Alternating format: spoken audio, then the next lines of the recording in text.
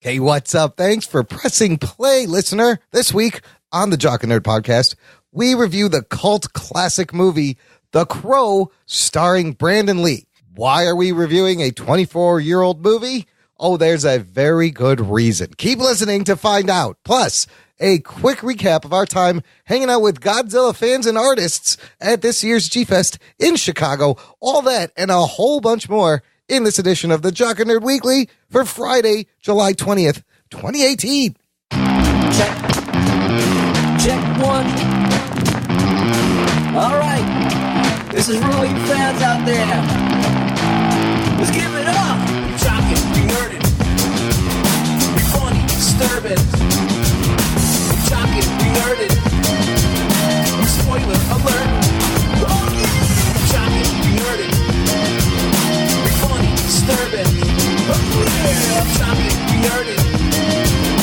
Spoiler alert.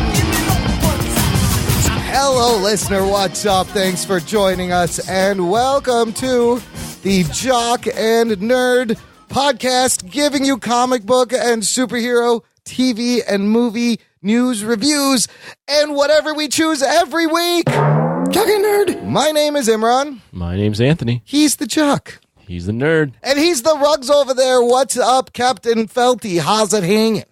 It's hanging pretty low today, half-mast. Half-mast. Oh, no, not even a little Felty chub today, huh, Rugs? Yes. Well, look, we'll try to cheer you up because we got a fun show planned. If you are a new listener, check out the show notes for this episode, jockandnerd.com/230, where you will find links to everything we're going to talk about. Also, you will find links to subscribe to the show for free. That way you don't miss a show. And here's the easiest way to do it. You have an iPhone, you got a podcast app right on the phone. It's built in. Just search Jock and Nerd Podcast. Boom.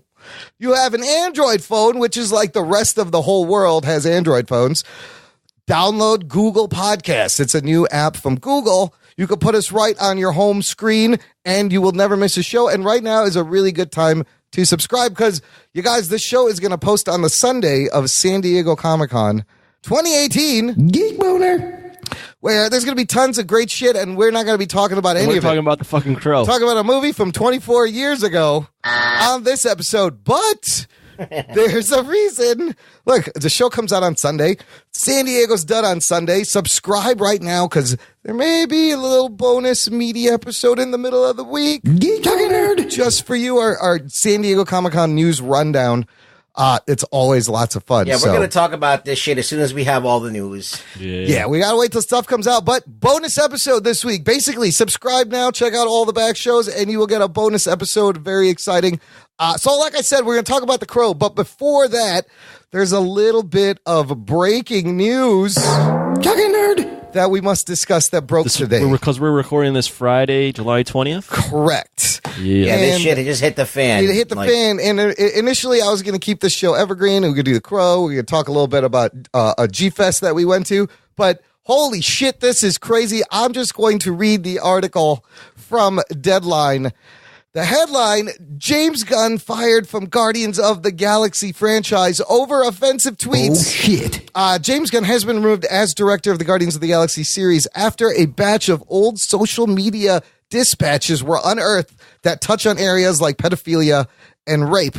In the latest shocking #MeToo development in the entertainment industry, Gunn was severed from the Marvel Comics universe after a slew of social media posts he wrote before getting Guardians of the Galaxy surfaced. According to Fox News, they were posted because Gunn is an outspoken critic of President Donald Trump, and the effort was to knock him down a few pegs. So, holy crap, I'm not going to read these tweets because like 40 years from now, someone will probably isolate the audio and then fucking get me in trouble because I said it.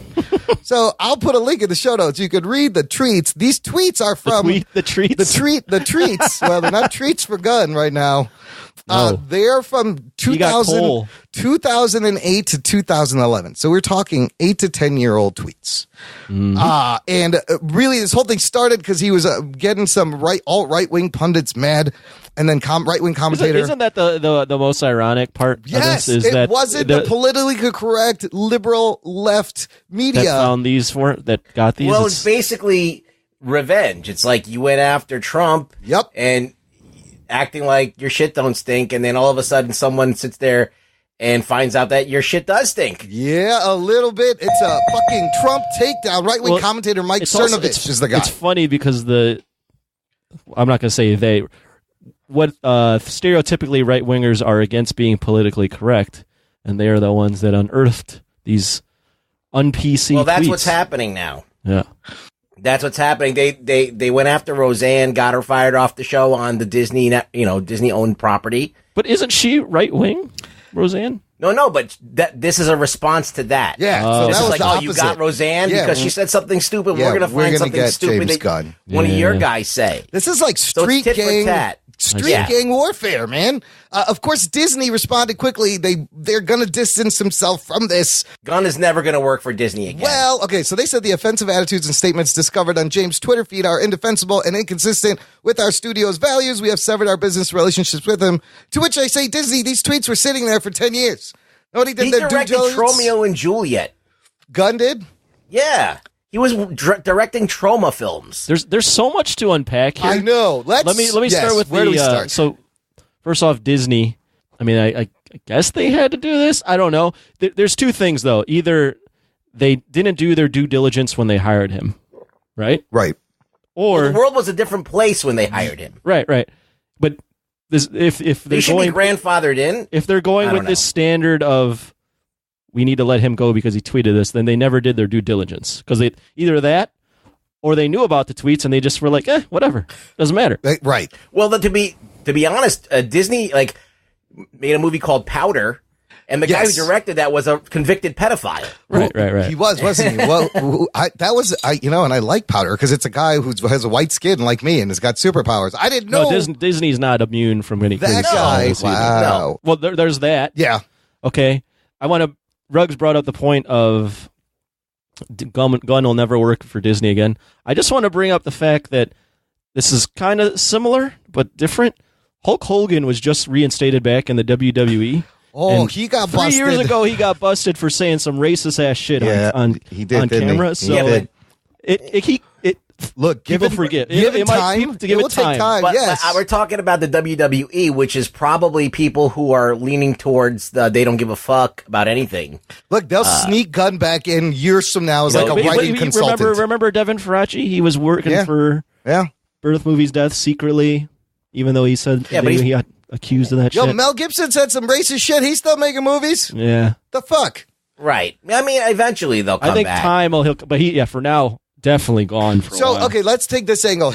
James Gunn response. I'll read some of it. He says, many people who have followed my career know when I started, I viewed myself as a provocateur, making movies and telling jokes that were outrageous and taboo. As I have discussed publicly many times, as I've developed as a person, so has my work and humor. His quote unquote apology. He didn't really apologize, but he said, look, I was saying things to get a shocking response 10 years ago. I'm not that person anymore. So this is his response, and I believe his Twitter has been pulled down. Now, looking at the content of the tweets, some of it is like really childish, shocking shit just to be shocking. Some of it is distasteful, not funny. Some of it I could see in a stand-up comedy set, like 10 years ago before all this shit happened. Isn't it possible that a person changes, over a decade? It's tough, man. But then why not go back and delete this shit? I don't know. Tough, man. Well, look, I just think It's really hard, Bruggs. This really bugged you. it really does because I really feel like you can't be a creative person anymore. A little bit.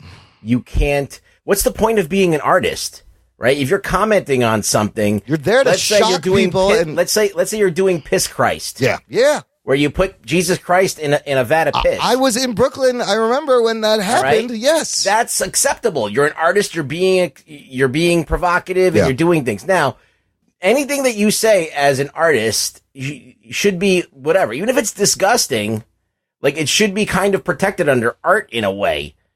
And like if you're a comedian or if you're trying to be funny, if let's say Twitter is your art form, right? Like that's your you tweet and you try and engage people and whatever. Like that should be somewhat, but it's not. Like so anything that like a stand-up comedian that's doing their art form can't do their art form like they should anymore. Like all of these things. Like, I mean, we grew up listening to Kurt Cobain sing "Rape Me." Yeah, and Andrew Dice Clay. Yeah. You love this shit. Now, I will say, I mean, there's a song by Faith No More called "Edge of the World" where it's about a pedophile trying to get a girl. Tom Waits has a song called "Ice Cream Man" about an ice cream man. I don't know what, trying to get these I guess a young girl. Artistic expressions. Well, yeah, I'm just saying. I'm not saying those songs are great, but I'm saying that's been allowed this whole time. Now it's not allowed anymore. Are we not? We're losing our right to be artists. It depresses the shit out of me. It is very depressing. On the other hand, look, there are a lot of tweets about kid stuff. Yeah, there is a lot. I don't understand why he's tweeted so many things about kid stuff. It should have raised an eyebrow at some point that Disney didn't catch this, or nobody, I don't know, maybe they just thought he was funny, and now it's not funny anymore. Anthony, how many celebrities do you think right now are scrolling back their Twitter feed and deleting everything? I started deleting tweets today. I'll be honest, man. So I know back in 2010, I used some language that I would not use now on Look, my we've Twitter. all done stuff in the past that we're not proud of. It's a part of being human, and you learn and you change. Correct. Yes, I'll say I have so much. I have so many things on this. Get it out. And I really don't know how to feel about it. Yeah, I kind of feel bad for him. The devil's advocate in me is like, okay, like this kind of sucks, but what's the line? What if he started joking around about racism? Right. Is that okay? People used to be able to do that. People used to be able to do that. But if he used, but is it okay? Is it okay if he was making Asian jokes? If he was as a white man, is it okay if he was making? You should be able to joke about everything, though. But the thing is, Twitter is not the place. Yeah, how about you don't put it somewhere where it's permanent? I was watching. Let me interject here. I was watching this documentary the other day. It's called "Can't We Take a Joke?" It's on Amazon, I believe. Yeah, you told me about that.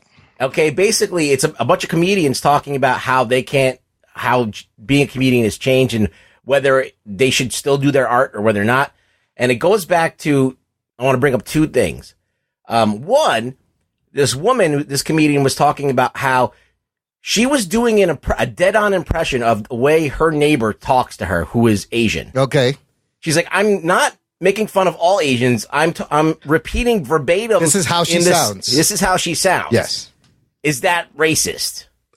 No, it's a fucking stand-up and people comedy. got upset. Well, here's the thing. If she's doing it verbally, yeah, I think the medium is different than when you do it with 140 characters. Yes. You can't disseminate tone or context when you're limited to that amount. And that goes into my next thing. There was this woman who was going to Africa, right? Yeah. Oh, so I remember she boarded this. the plane, yes. She said sarcastically, "I'm going to Africa. I'm probably going to get AIDS now." Like, as a joke, right? That's a joke. Obviously. And then by the time she landed, she was fired from her job. Yeah, it had blown up, and she had no idea. So, like, yeah, there's no context for that. There's no way to interpret that. Look, I feel for stand-up comedians right now, it's got to be the hardest fucking thing because you really have to. I think it's different. I think stand-up comedy, when you're able to be in front of people, and tell a story in context, that you can tell that story. It's just, here's the thing too. What the point I was trying to follow up with is, at the time he was tweeting this stuff, even we were all still trying to figure out what the fuck Twitter was. It's early Twitter. It is. Twitter was like this thing that people that caught on overnight, and we were just tweeting. Yeah, things. Nobody was reading that. Yeah, nobody was reading it. These jokes, I mean, I can tell they're jokes. Yeah. So that it's tough. They're in poor taste. We all agree they're in poor taste. Yes. They're in poor taste, and some of the stuff that Andrew Dice Clay said, some of the stuff Richard Pryor said, all these old comedians said are in poor taste. But like, at that time, the rules were different. You can't. Yeah, that's true. All of a sudden, the rules are different, and now you're retroactively getting in trouble. That's fucked up. That is fucked up. It's a crazy world. The rules are different, and this is why I don't tweet shit. Fuck that.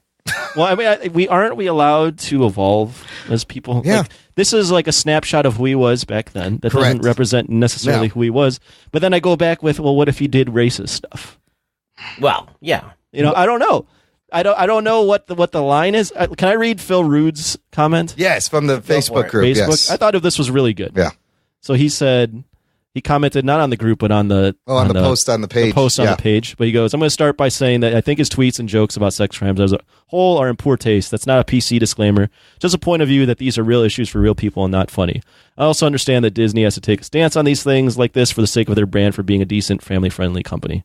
That said, someone went back 10 years to find these jokes in quotations. Yeah. I think most of us said or did things a decade ago that we would probably not say today. I heard a Patton Oswalt interview where he said he regretted making jokes about rape earlier in his career because he has grown as a comic and as a person. Mm-hmm. Worldviews change, and so does one's understanding of, in quotations, poor taste. Mm-hmm. I understand the importance of Me Too and that tolerance of joking about topics like these is zero and for good reason. But I also think if you go back 10 years to find something inflammatory, someone said there's probably some growth as a human being that maybe calls for a little forgiveness. Can you imagine having your life and career trashed because of an off-the-cuff, poor judgment call you made when you were younger? Just my 2 cents on this. Damn. I think that encapsulates Phil Root, how I feel about that. Perfectly said, Phil Root. I guarantee you can go back to every single filmmaker that ever lived and look at their college films. Yes. And they're all going to be fucking rich because that's all you do in college is try to be provicative. That's what they teach you to do. Not anymore, maybe. But back then, they said, let's see how fucking more uncomfortable you can make people. Even like you said, 10 years ago, I remember watching Chappelle's show and laughing hysterically at the racial draft. Yeah. And I thought that was funny. It's still funny. It's still Come funny. on. It's still funny. They can never do it. Yeah, I don't think they can do that People anymore. change, times change. Let me ask you guys. Yeah. Let's say you were the guy running. You were the guy that made the call at Disney. This comes on your desk this afternoon. What do? Do you let him go, or do you put him in sensitivity training? First of all, I'd be like, "Fuck! How do we not see this in his Twitter feed?" I don't know. You have to let him go right now. You could fire him, but I don't think that that's the right move for. How are you going to find anybody that has any talent that didn't do anything provocative in their life? All creative people are a little fucked up, and they may have done fucked up things in the past. I guarantee you, every Stanley Kubrick was a fucking freak. Mel Gibson, anybody who does fucking masterpieces is not all there. Guillermo del Toro is a weird fuck, and everybody loves him. But one of the things I can equate this to, is sports. And in the Hall of Fame for baseball, for instance, there's a ton of fucking racists. Yeah. A ton of fucking racists that were totally against black people being in the Major League Baseball, and they're in the Hall of Fame. And people know this, but then now if you make a comment, I guarantee you, if you made a racial comment in now, you wouldn't be allowed in the Hall of Fame. The irony is that the President of the United States says fucked up shit every day. All the time. Has his job. Yeah. That's crazy too. When you got to get quoted on the air saying you can grab her by the fucking pussy. And also, apparently, you could just go back and say, "Oh no, I meant to say the opposite of what I said. I misspoke. Sorry, I meant to say don't fuck yourself." I don't know. It just sometimes I feel like I don't want to do Twitter anymore. I don't want to do this show anymore. I feel like what's the point? If I can't be candid. And I can't have the room to be a performer and perform and make jokes. Because, I'll make a joke about something just because it's funny, not because I actually think it. Correct. Or not because these are my feelings. If I make a joke about, I don't know, anything. I was going to say a gay joke or anything. It doesn't mean to have any, because at that moment, that line was funny. You know what I mean? It has nothing to do, or if it's something that's even racial or whatever. We've done that. And I've sat here and we've had, funny, Imran doing a racial accent. In that moment, it's funny. Yeah. Is it in poor taste? Of course, but that's why it's funny. So now, why do I want to constantly, now every single time I'm doing this show, I'm putting myself in the crosshairs of some fucking buddy who's going to be politically correct. I think we're a little bit safe in the show because it takes nobody knows we exist. When nobody knows we exist, it takes way more time to listen to something and find it and cut it and shit. At Twitter, it's oh, here it is right here. I also think we're safer because if you listen to the audio around what we're saying, you can tell if this is a joke. You can tell the whole show is a goddamn joke. I think just Twitter in general, we are not meant to communicate in that small amount of letters. I mean, do we put a disclaimer at the beginning of the show saying all the shit that we say can be a joke? I don't. I mean, what do we have to go to that route? It may get there. I mean, don't you think like 140 is just that's not enough it's characters? 288 to really now. Back then it was 140. Back then it was. That's But not it's enough not. to It's not. express anything. Let me tell you why I started deleting my tweets. Okay. Oh God, All right, Jesus. because this plays into this as well. Yeah. Is that you can try and come from one angle, right? Like an angle of trying to be pragmatic and like honest or point out hypocrisy. And then as soon as somebody doesn't disagree with you, they can label you whatever. Like I was talking about the new She-Ra cartoon. Right. All right. Now, I got into this like huge, like day-long Twitter battle with this one guy. Of course you did. All right. Basically, the context is that I don't really have a problem with what they're doing. Basically, if you look at the She-Ra design, it's kind of like an androgyny. It looks kind of actually more like a guy than it does a girl. Like the shape of the body, the broad shoulders, the biceps, and just the way that the jawline is drawn and everything. It looks pretty much like you would draw a cartoon boy. Yeah. And I said, that's fine if that's what they want to do. Just don't say that it's not. They're like, no, this is exactly what a preteen girl looks like. And I'm like, no, that doesn't make sense. I'm like, then their response is, you want to see tits on this young girl? And I said, no. I'm like, there's plenty of things that have, like, if you look at any Disney character, has nothing to do with breasts, has nothing to do with anything. They're just something that's clearly a girl in their design. So this guy would kept on just saying, I want to see tits on something. I want to see, and that's not what I'm saying. You're saying they're making it androgynous. I don't want the shoulders to be broad and the biceps to be big, and the fact that there's no hips on this thing. She looks like she does CrossFit. She looks like Jessie Graff from Ninja Warrior, like a chick who lifts weights, which is that's fine. Well, if she's a tween girl, like is she supposed to be preteen? Like the original She-Ra was an adult. That's what I think. I'm saying, like, why are you? Either she's make up your mind. Is she a preteen or is she an adult? Right, how did we get to here? Why are you deleting your tweets? This is why. Because I'm like, that person is now labeling me as someone that wants to see tits on a young character, and that's not what I was saying.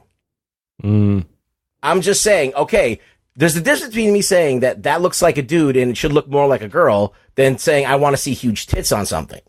There's a huge difference. Yeah, you never said that. I did. And then they just kept on saying it. Like I explained, I showed pictures of Disney things. Yeah.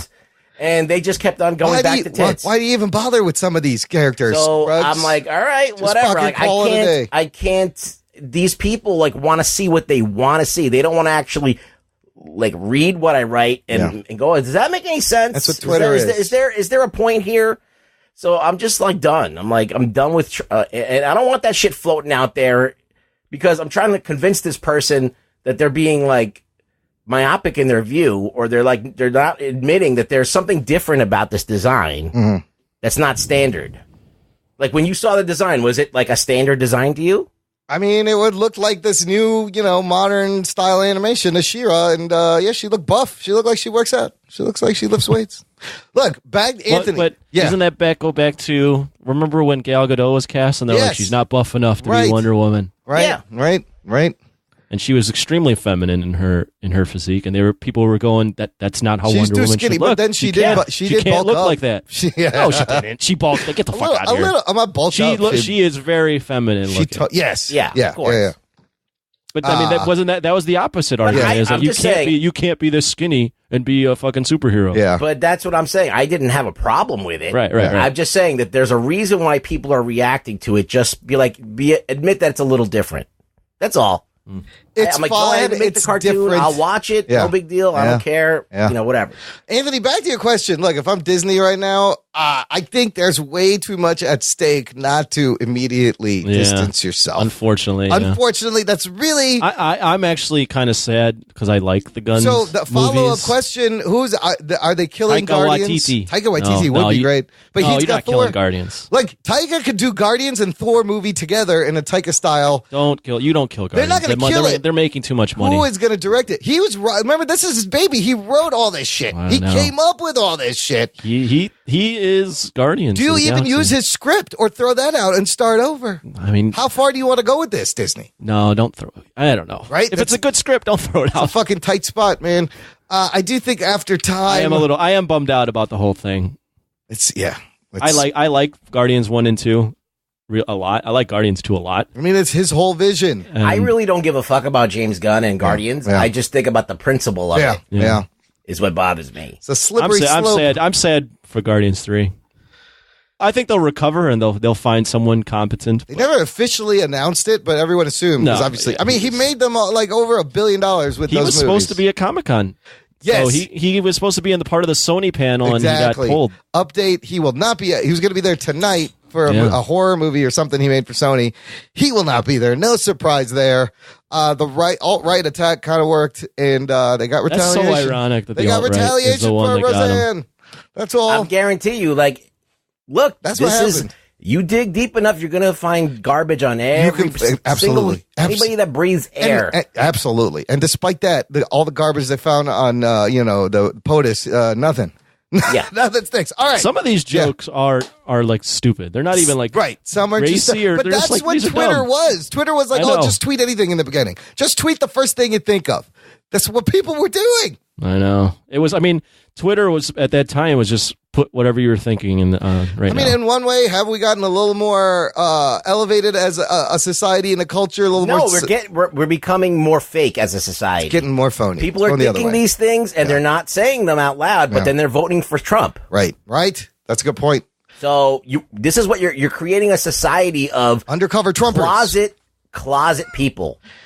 That's so crazy, dude. Okay, closet racist. That's nuts. Closet whatever, provocateurs. We're living in a wild time, anarchists. Which is why I think we should all take a trip back to 1994 when life was simpler. Let's get to the Crow review. The Jock and Nerd Podcast. So you may be asking yourself, fellas, why the fuck are you reviewing a random movie from 24 years ago, The Crow? It's an awesome movie. Seems pretty random. Well, we are fulfilling a couple of orders from our favorite listeners on the Patreon, our fan club. If you sign up for $10 a month at jockandnerd.com/Patreon, you get a bunch of perks. And then the highest tier, the special thing you get at $10 is you can choose a movie for us to review. So, listeners and fan club members Blake Braden and Mark both wanted us to review this movie separately. Like, they didn't know that they were, requesting this movie. So we got a twofer. Nerd. And we've already done one. The What the Fuck Happened to Howard the Duck was a semi-review. Bonner Demling wanted that to be her movie for her request. So there's also 11 Patreons that are at this tier or higher. So we have a bunch of reviews to fulfill, orders to fulfill. Some of these may be on our Patreon feed, but for this first one, I figure why not make it a giant goddamn commercial for the Patreon feed? Sign up today. And it's the Crow, man. It's the fucking Crow. Do I need to give spoiler alerts for a 24-year-old movie? Go for it. Strap yourselves in, you fucks. Spoiler time. All right, let me set up the logistics of this. The Crow, released in 1994, directed by Alex Proyas, starring the late, great Brandon Lee and Ernie Hudson, Michael Wincott, a couple of character players from the 70s that you were like, oh, that guy. I know that guy. David Patrick Kelly, Michael Massey, Tony Todd, John Polito. All of these great character actors from like the 70s, 80s, and 90s where you don't know their name, but you're like, I fucking seen that guy in every goddamn movie. On Rotten Tomatoes, it is sitting at 81%. 7 out of 10 aggregated review. Not bad. This is a movie. It spawned 3 sequels. Rotten Tomatoes was around back then? I guess people voted retroactively. Retro Rotten Tomatoes. And look, I have an issue with that too. I don't even think that should be fair, but that's a whole topic for a whole nother episode. 3 sequels and a television series that ran for 22 episodes. I've not seen any of those sequels or the TV show. I have seen them all, and they all suck. Yeah, that's why. I figured it was not going to be good. The movie is based on a comic book from 1989 by James O. Barr, black and white gothic comic book. Really awesome comic book for the time. You can read the full thing online. I'll put a link in the show notes for it. The box office, this thing opens Number one, pulling in $11 million opening weekend, which 1994, I guess, was huge, and ends up making $50 million in its whole run. So, this is a low-budget movie. That's not bad. Finishing at 50 billion. 50 billion? Million, sorry. And the Jesus movie Christ, opened, so we're talking about May 13th, 1994, this rated R movie. And before we can get to the movie, I think we got to put our mindset in what was going on. Life in 1994. Wow, was it a different time? Mariah Carey, Tony Braxton, Ace of Base, hot pop music of the summer. That Sabotage from Beastie Boys also came out that year. That was fucking great. Bill Clinton was in office. That was also right before this. Tanya Harding Kerrigan, and all that shit happened that year in the Winter Olympics. Comic book movies so far this is all we had. We had 4 Supermans, Christopher Reeve, 2 Swamp Things, it's really bad, a really bad Supergirl movie, and just 2 Tim Burton Batmans. From DC, from Marvel, Marvel had nothing. Howard the Duck.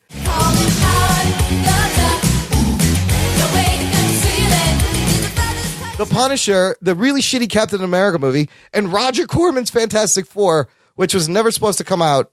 Yeah, the Dolph Lundgren Punisher. Dolph Lundgren Punisher. Fantastic Four movie that got shelved and never got put out. The movie that was purposely made to never get put out was also made that year. And then this was the time when they didn't really know what to do with comic book properties. The indie comic scene was hot. They were grabbing tons of shit. So we had 3 Teenage Mutant Ninja Turtle movies up until this point with the animatronic heads, 2 RoboCop movies, The Rocketeer, The Shadow, The Mask, Blank Man. Weird, for some reason they thought, let's go back to the 40s and pull superheroes from there. Teenage Mutant Ninja Turtles and RoboCop are still awesome. Rocketeer is still awesome. Rocketeer is still good. The first TMNT RoboCop are still good. The others, they're very 1994. I was in college. It was at the end of my freshman year at art school. Anthony, where were you in 1994? May 13th. Oh, God. 1994, I was 6 years old. Oh, shit. Shit. Fucking old. You were in college? Yeah, it was the end. Oh, my God. This was the end of... You were in college? Well, now it's 6 years old? Yeah, that's correct. Fuck. Ruggs, what are your memories of early 1994? Well, you knew where I was. Yes. I was sleeping outside of Luigi's Pizza. Yeah, Luigi's had the best fucking pizza in Brooklyn, man. Right by Pratt Institute. I would sneak into the radio station where you did your show, and I would become Rug Boy. That was the beginning of Rug Boy. And so the most important pop culture event that really made this movie even more than it is, Kurt Cobain committed suicide just a month prior. In April 1994, which is that's what made this movie popular? Wasn't it his wasn't the guy that died? That also, but just to put yourself in a mindset of early grunge, this movement, goth movement, kids rebelling, Seattle, and Kurt Cobain, everyone's bummed out that whole month. And then this movie comes out, which has even crazier shit surrounding it. We're going to get into that. And before we start with the opening thoughts, I got to let the listener know if you want to get in touch with the show, send us your thoughts on The Crow. Visit jockandnerd.com/contact for all the ways to get in touch. Our Twitter page, Facebook page. You could send us an email, your voice, and you could join our awesome Facebook group called Jock and Nerd Nation. It's a closed group just for you, the listener. You can hang out, meet the other listeners. We hang out there. We got a bunch of new people to welcome this week. Welcome Michael Stewart, Rex Vargas, Kay Sal, Sam H. Thompson, who's been listening for a year. Rex has been on the show. Rex Vargas has been on the show. Christopher J. Sotelo. He's been on also the show. been on the show. Mitch Burlington, Messi Sharuk Gotham, Philip Milan, who's a Patreon supporter, Stephen Tran, another Patreon supporter. And I'm done with reading Indian names because we are huge with the Indian bots, everyone. They love us. Oh, they're robots. They gotta be, because these people never interact. I don't know. It's very fishy, which is why when you join the group now, there's questions, Anthony, right? We put some questions in there. Well, they're not hard. They're like, what is the capital of Abyssinia? That's the first question. No, that's not that's not the first question. They're simple questions just so we know you're a real person and you're aware that we are a podcast and this is a Facebook group for the podcast. Yeah, so we might not be reading as many funky names unless they answer the questions correctly. And then they're welcome. But I think India. But if you're not listening to the show, you're not getting in the group. I think India just like they were like, look, we locked down the call center industry. Let's go fuck with Facebook groups now. That's going to be our next cottage industry. We'll make huge money. I don't know what's going on. It's very weird. So answer the questions. We'll let you in. Okay.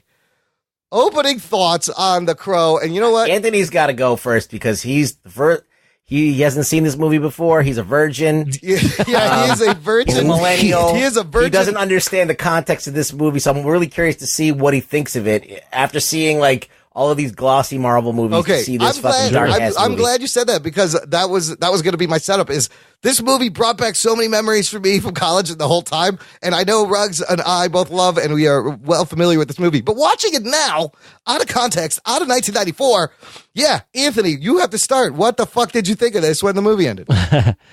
So I didn't want to watch this movie, first off. Thank you for watching it. So I watched it. They're giving us money. No problem. I didn't mind watching it after I was done with it.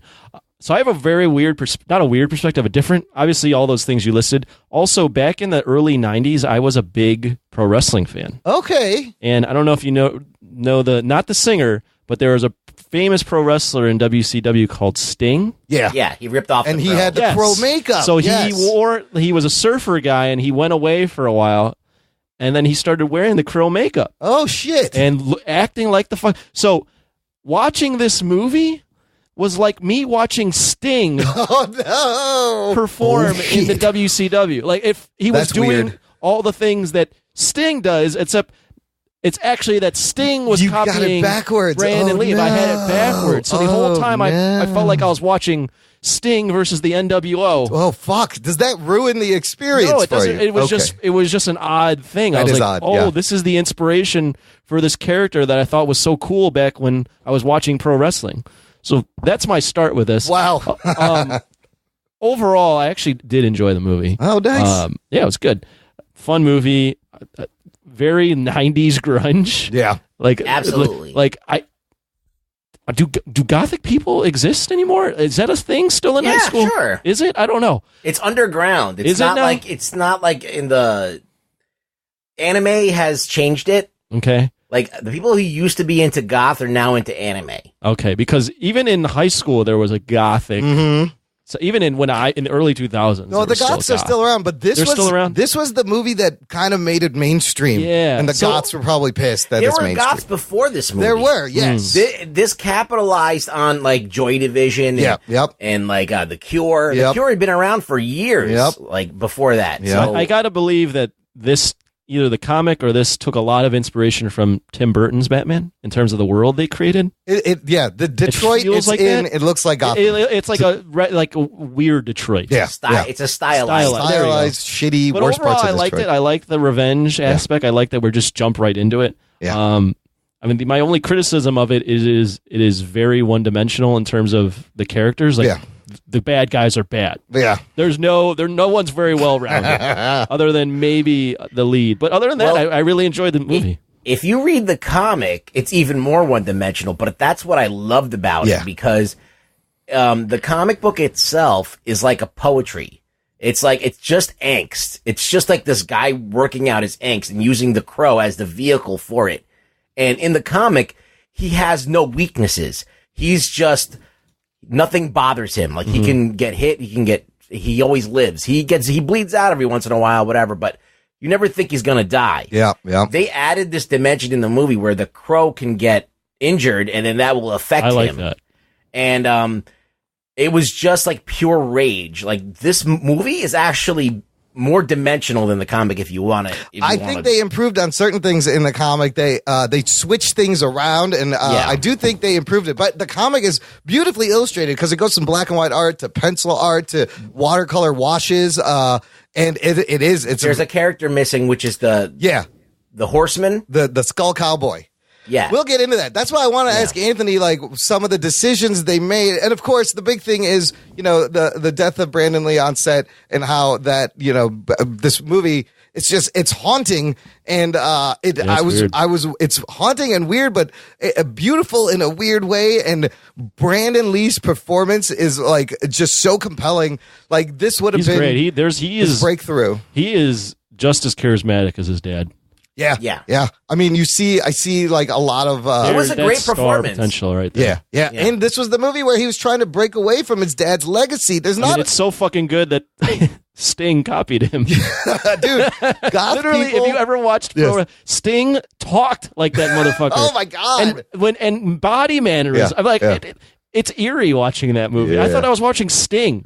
It's so weird. It's so strange. Look, like I said, when this movie came out, I was in college and I was getting into grunge rock. You were lighting yourself on fire in the dark room, weren't you? Holy shit! It was all fucking Trent Reznor. This thing tapped into I was a guitarist when this thing came out. Tapped into like everything I felt in high school as like. Did you like that he walked around with a guitar? Yeah. Watching it back though, it's a little fucking cheesy. Like, why are is you he walking around with a guitar? The guitar on the? He's a guitarist. That's true. He is a musician. He was a musician. That's the one thing that links him to reality. Like that's his way he could express himself without killing someone. And Brandon Lee was a musician in real life also. Like that band photo is like the photo from his actual band that they use in the movie. So for anyone who hasn't seen the movie, look, I would check it out. Quick plot recap. It's very straightforward. Eric Draven and his girlfriend brutally murdered by thugs on Devil's Night, the night before Halloween, inner city Detroit, where it's always raining. Just always. A lot. And a crow brings him back from the dead to exact revenge on the thugs that murdered him and his girlfriend. And that's it. That's really the whole movie. But it's the atmosphere, it's the mood, it's the music, and really Brandon Lee. It's Brandon Lee carrying this whole thing. Like I see like Heath Ledger's Joker in him, or how Heath may have been influenced by this, just the intensity and the way he carries himself. The haircut. Dude, he had the best fucking 90s hair. I was so jealous of his fucking hair. That's how Sting looked in the day. That is the best hair. That's the Sting. If you were in a band in the 90s playing grunge music, that's the hair you wanted. Well, I think that the only depth to this is that the voiceover that says that when something so terrible has happened, then a crow can bring you back. So it's something so horrible, so violent and tragic. Basically, the way that it pans out is that he gets murdered at the same time as his wife-to-be is being raped and beaten in front of him, and he sees it. Yep. And then he dies, and then that his fiance lives for like 30 hours in pain in the hospital. So that, I guess, was enough to bring him back. So I think that's the depth that you get as far as character depth. In the comic book, there's no actual crow. They added. No, there is a crow. But he doesn't show him where. No, it doesn't lead him around. It just, when he's in the comic book, they're doing the same thing, but it's on the side of the road. Their car broke down. Right. And Eric gets blasted through the head, and he's watching with his last breath his girlfriend, his fiance getting raped, and the crow keeps telling him not to look. Yeah. Look. That's right. Oh, that's right. I remember that now. Yeah, they were going to get married. Like, Eric, don't look on Halloween. Don't look. You're not going to be able to be settled if you look. And he looks, and he sees it, and he goes into agony, and then he dies, and then his soul's at unrest. I love how we get a warg before Game of Thrones. It's a pre-Game of Thrones warg action, which is kind of what Bran does, where he could that's his superpower. Anthony, what'd you think of the characters? I loved Ernie Hudson. It was great to see him from. I liked Ernie Hudson. It reminded me of Ghostbusters. Yes. No, he's the fun cop. I love where he has the cop hat on when he's in his boxers. It's like he still has the hat on. It's hilarious. Got the hat on, and he's in his boxers. This is also very 90s or 80s, late 80s, 90s, but there's always the good African-American cop in these movies. Oh, too. yeah. Ernie Die Hudson. Hard. Yeah, Die Hard. Yeah. What's his name? Lethal Weapon. Oh, yeah. There's always the good older cop. Yes. What is with that? That's black. That's always funny, too. That was a trope. That's another trope. No, he was great. I mean, Brandon Lee was charisma. I mean, he is charisma personified in that role. He was really good. The thugs were over the top bad, which was kind of funny. The one guy was from the Warriors. Yeah, the Warriors. The guy who played T-Bird.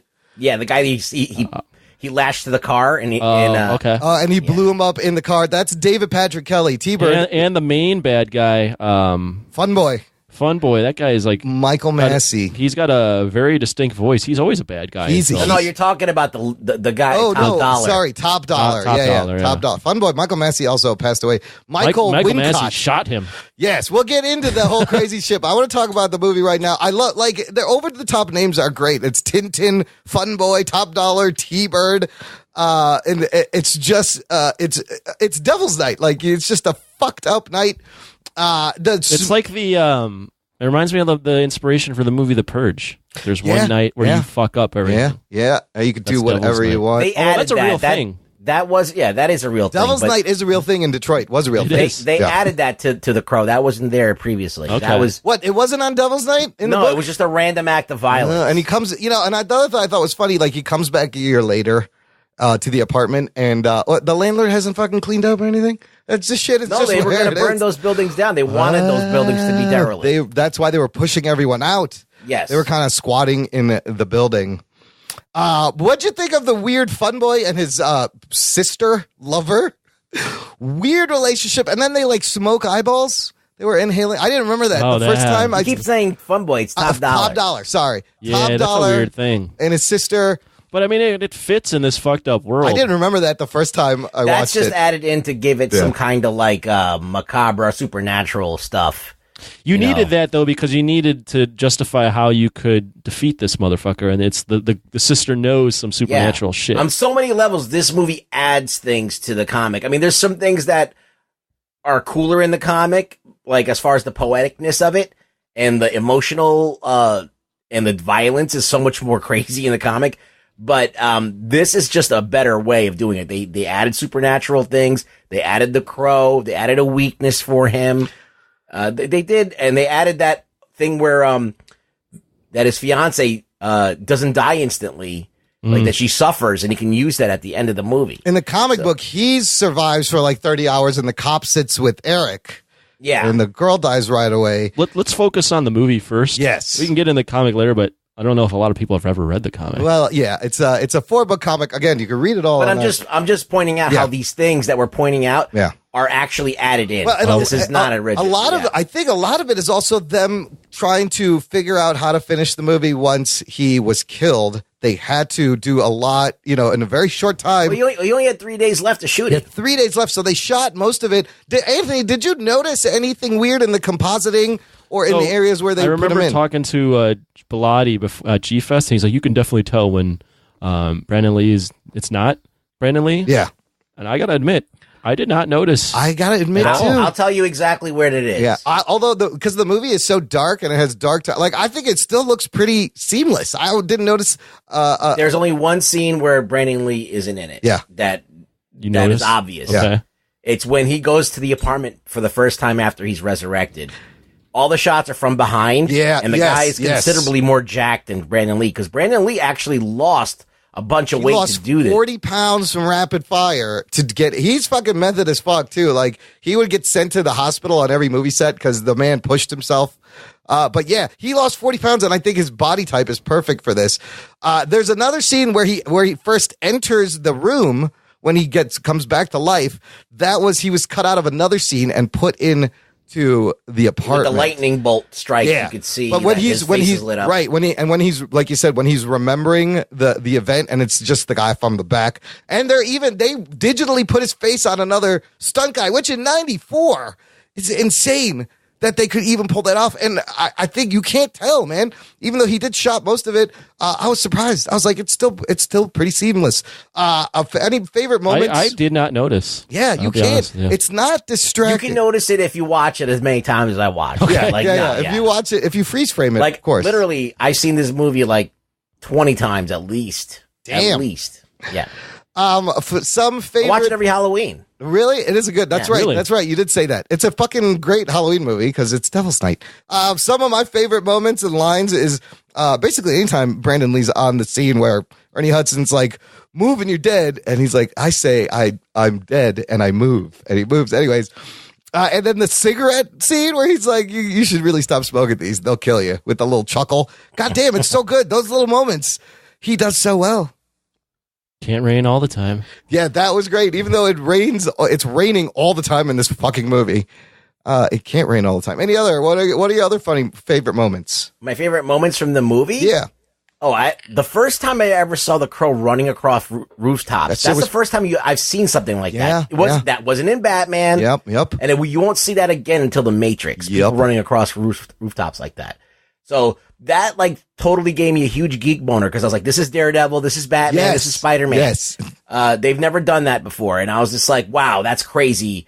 That first fight with the dude with the knives. Yeah. Tintin? The Tintin. Yeah. He starts with Tintin. He's just batting them away. Yeah. And then they cut to him and he's got all the knives in it. It's so like, great. Even when he shows up from the distance with the fire in front, man, anytime he's walking, he just looks fucking badass. The whole scene with Gideon's pawn is great. Oh, John Polito is so great. Shit on me. Where he's upside down. Yes. And that whole scene is just great. That's a great fucking scene. I love fire it up. Fire it up. Fire it up. That's a memorable line. It's like Warriors good. Where does he say that? They say all the bad guys say it before they do anything. That's their chant. And remember, Skank is retelling T-Bird's death, and he's like, "Oh, T-Bird, fire it up! A ghost is gonna come kill my ass now." Oh, it's so good. There's so many great things. What was another great moment? John Polito is great in that scene. Which one's John Polito? He's the pawn shop guy. He's the guy with the mustache. Yeah. He's funny. I love when he goes through the wedding rings and then he finds the one and he gets like a shock through his body. Yeah, he feels it. Like that's the one. He didn't have to look at it. He knows. Dude, the scene, so at the end when he finally comes for Skank and everyone's sitting at the table and he just walks in and gracefully like cross-legged sits on the table. Like, tell me that's not like fucking Joker in Dark Knight Returns. It totally reminded me of that scene. I think that the Heath Ledger's Joker is highly informed by Brandon Lee. Absolutely. I think that I guarantee you that Heath Ledger loved that movie. I guarantee it. I'm sure because it is that movie that like you just. But what's cool about the way he performs that is he's fucking creepy as hell. Yeah, and he's got the makeup on, but he's like, even now watching that, I'm like, man, he's cool as fuck. Like, that guy's cool. He's smooth. He's smooth, and I love Sting. Yeah. Sting's the love best. Sting. But even when he has those vulnerable moments with the girl, like it works, and then he goes. Then he gets really badass. I wish there was more of those. Yeah. I wish there was more of his girlfriend because she was hot. And number two, like it would have given you even more emotional drama, like just to see how perfect the relationship was. You get it. Like you feel what he lost in this. Like it's not heavy-handed, but the amount of times they do it, you really feel like how great his relationship was, how much he loved her. There's the little vignettes of going in the attic and he set the stuff up.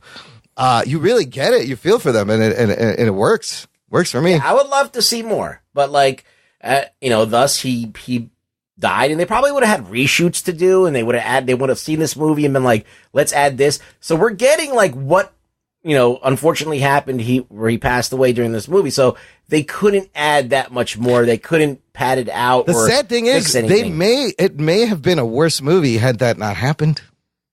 Maybe. Because, like we said, the one thing in the comics is there's a character called Skull Cowboy, and he's like the exposition character. They filmed all of this. He's the guy that shows up and tells the Crow what the rules are, what he has to do. I like it better with the opening with the little girl talking and then the little girl closing. And she closes it. So I think that was a whole rewrite and a quick edit after the accident. Her closing with him being dead is just like super powerful. Yeah. Yeah. The only way to remember it's like the only way to remember when someone dies, or the only way to honor the dead is to keep loving them as if they're alive or something like that. Yeah. Like, damn. That's pretty good. Here it is. It's if the people we love are stolen from us, the way we have them live on is to never stop loving them. Buildings burn, people die, but real love is forever. Real love is forever, the last line. And he's fucking dead. Oh my God. Yeah. Right? It's good shit, man. It gets you right there. Any other favorite moments? Did you like the part where he went to the grave and like he gave up, and then then he realizes he's ready to like be done, he's ready to die. He feels like but then he finds out that top dollar is still there and he has to go and do that final thing again. I like it because he thinks the mission is done, so he has fulfilled what he had to do in his afterlife, but he's still, there's that human side of him that still loves the little girl. Yeah. Right. So he's like, I can't die yet. Even though the mission's done, The Crow shows him I still have to keep going because there's innocent life at there's stake. innocent life at stake. Yeah. So in the And because he doesn't know that Top Dollar is actually the man behind everything. Or, Right, well, 'cause Top he kinda Dollar knows, but tells doesn't him really- later, yeah, right. Top Dollar admits it to him on yeah. the roof. Yeah. Yeah, he didn't know that. Yeah, that he had something to do with it. Right. But another thing, oh man, I love this movie. There's so many I really things. do. So there's I mean, I do because I saw it at a time Yeah. before I knew what good movies were. So this was, to me, was a good movie. It was. At the time. Like now there's Still better a good movies, movie. but it's still good in a lot of ways. But, yeah, it was the fact that he uses the pain as the way to get to Top Dollar after he's been like, That's his he's got gr- no it's a sword. great power. He uses the fucking crucifix Yeah. on the top of the church as a sword. While the lightning Come on. hits it, as he's pulling it out. Yeah. And then he's like, he gives him the pain from Shelley's 30 hours of Well, pain. that, and then he falls and gets Oh, yes. impaled, and the gargoyle is vomiting blood out of his fucking so mouth. over the top. Now, like in a comic book, that's a great panel, but you're like, Yeah. man, that's a lot of blood. How did it They just did get a in really the good mouth? job for 1994. Right? It's the amazing. visuals. So look, let's do This this. movie costs nothing, by the way. You don't need a lot of money to make a good movie. Well, you know what the trick is? Make it dark and rain. Yeah, because Yeah. it's very and have like When it's dark, if yeah. it's dark and it's raining, you can hide a lot of shit. and all your See, like, flashbacks are in red. So The sequel to this movie, when they did The Crow 2, yeah, it's beautifully shot. It is hauntingly beautifully shot. But the guy that they got, this French guy to be the actor, yeah, and it was basically the same exact movie, except the action was even shittier. Like, Okay. because Brandon Lee knew what he was doing. Like, Yeah. no one knows why a guy who was resurrected knows karate all of a sudden. Well, there wasn't a lot of martial arts in the movie. It was No, he tried to. Brandon He Lee toned tried it to down. make it. yeah, make they it toned more it down to make gritty it just and realistic. Yeah. But yeah, so I know the sequels don't have Eric Draven, but the TV show has Eric Draven. Yeah. Come back. Sequels. So Ugh. also, you know I what's don't wanna talk great? about Alex Proyas, this director, this was his first feature film. He came from commercials and music videos. Yeah. So that's why it looks like a 90s, alt rock grunge music video a lot of the times, but I think it works. But I love It how is so fucking 90s. it's so I love how there's a guy working the grinder to supply sparks at the back of the stage. Do You you got to guys have think- a grinder guy on your Do you stage. guys think Captain Marvel will look like this? It depends what year in the 90s. Like, will Nick No. Fury No, I know, I'm will fucking Nick around. Fury look like T-Bird? No. This is like- look like Tintin. No, this is come on. This is artistic. as But fuck. when They're not this gonna go movie that. came out, Hot Topic instantly became a huge thing. Everybody started dyeing their hair. You saw goths in the malls in the mid 90s. Like, The Crow was the shit that broke everyone into the music, into the scene. And it almost, yeah, this just multiplied it by 10. There Yes. was already a It was- goth yes, scene underground. Yes. Because I used to go to goth clubs when I was a young puppy. Yeah. Did you wear that makeup, Ruggs? Did you wear makeup? Wow. No, You wear eye makeup? I wore black, and I love The Cure. Yeah, so it's Cure's like great. you know, We'll talk about the soundtrack. Look, let's wrap up this. I feel like part. I'm walking into a goth club when I go to G-Fest. It's a little bit like G-Fest, yes. A little bit. Black graphic tees everywhere, motherfuckers. Let's wrap this up, take a break let's rate this movie, and let me know, does this movie still hold up 24 years later, Anthony? Are you asking me now, or are we taking a break? No, I'm going to ask you now, then we're going to take a break. Okay. Yeah, definitely. I honestly thoroughly enjoyed it. I mean, I paused a little bit to just take breaks and eat. But I was right away once he comes out of the fucking grave, and I realized that we're just getting thrown right into this. Yeah. I'm like, all right, I'm all about it. A good revenge story is a good revenge story across any medium, and this is a good one. And it's artistic as fuck. And you got Brandon Lee acting like Sting. It's the other way around, motherfucker. Ruggs, do you think this movie still holds up? I wouldn't watch it every year if I did. That's true. That's true. And I had not seen this movie in many, many years. And surprisingly, it still kind of does mostly hold up. Aside from the couple of the 90s In the way that things. RoboCop holds up, Yeah, and the way yeah. that Ghostbusters holds up, there's things you could point out that are wonky about it, but it's still fucking, it still has something that the other movies don't. It does. It's hauntingly. It's beautifully shot. How many movies have you seen that are like this movie? The only one I've seen like this is the first two Batmans by Tim Burton. Yeah. Yeah. Well, and obviously this was influenced by that too. Like Batman, was it Returns? It reminds me of this movie. Reminds me of the scene where Danny DeVito bites the guy's nose. Yeah, where it gets really weird and dark. Weird, yeah. This dark. is even darker than Tim Burton, obviously. But man, it's was it like I never actually saw. Is Sin City kind of like this? Sin City is exactly like the comic book. It's black and white. It's violent. But it's in that kind of weird, like alternative real world. Yeah, it's right? not a real world. It's like a comic book world that doesn't exist. It's its own. Yeah, it's its own city. I mean, there's a lot of things that are like Gotham. In he might as well have been a fucking badass Batman that kills people. people. One thing that I saw in The Crow that I didn't see that often, unless you're watching Hong Kong movies. Yeah. Guy in a trench coat, 2 fucking guns, jumping through the air, firing him at the same time. Yeah.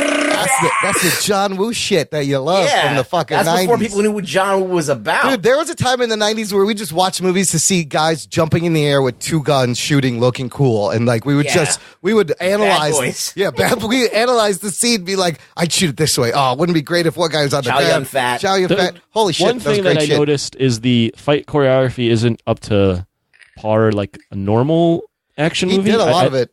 It's not as like crazy. Yeah. But the deaths are so fucking creative that it's like, okay, whatever. I like it. Yeah. Yeah. Like he fucked guy. It was weird because he shouldn't know karate. Right. You know what I mean? But he's a fucking dude who played a guitar.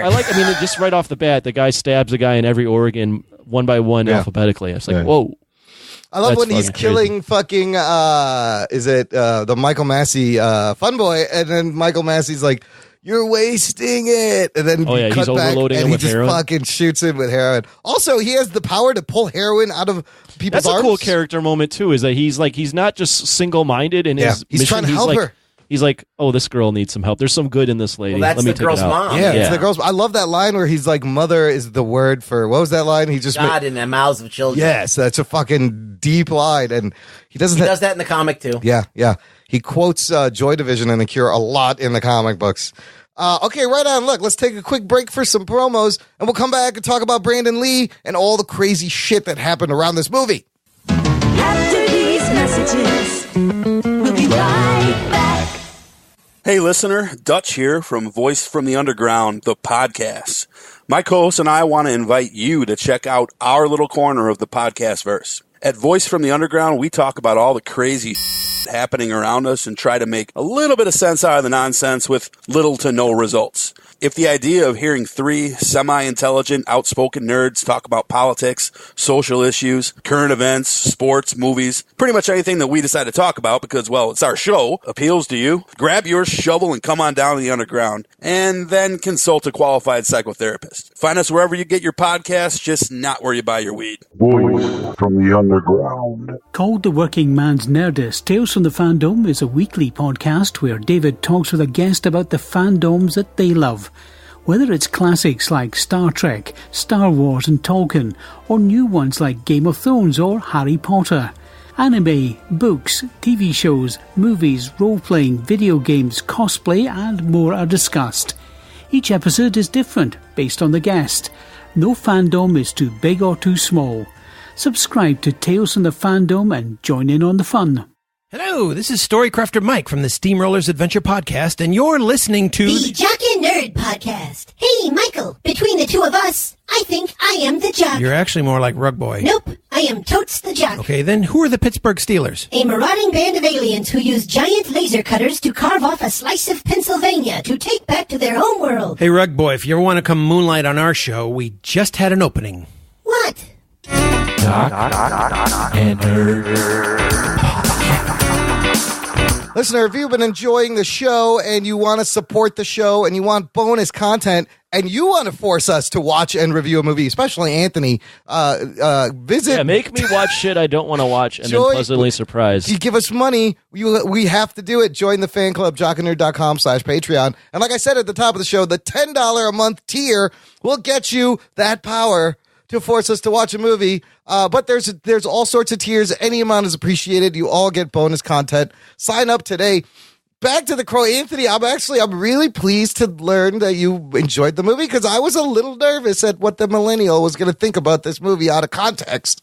But I didn't think about the Sting connection, so that's fucking hilarious. So you had a little bit of a connection going in unknowingly.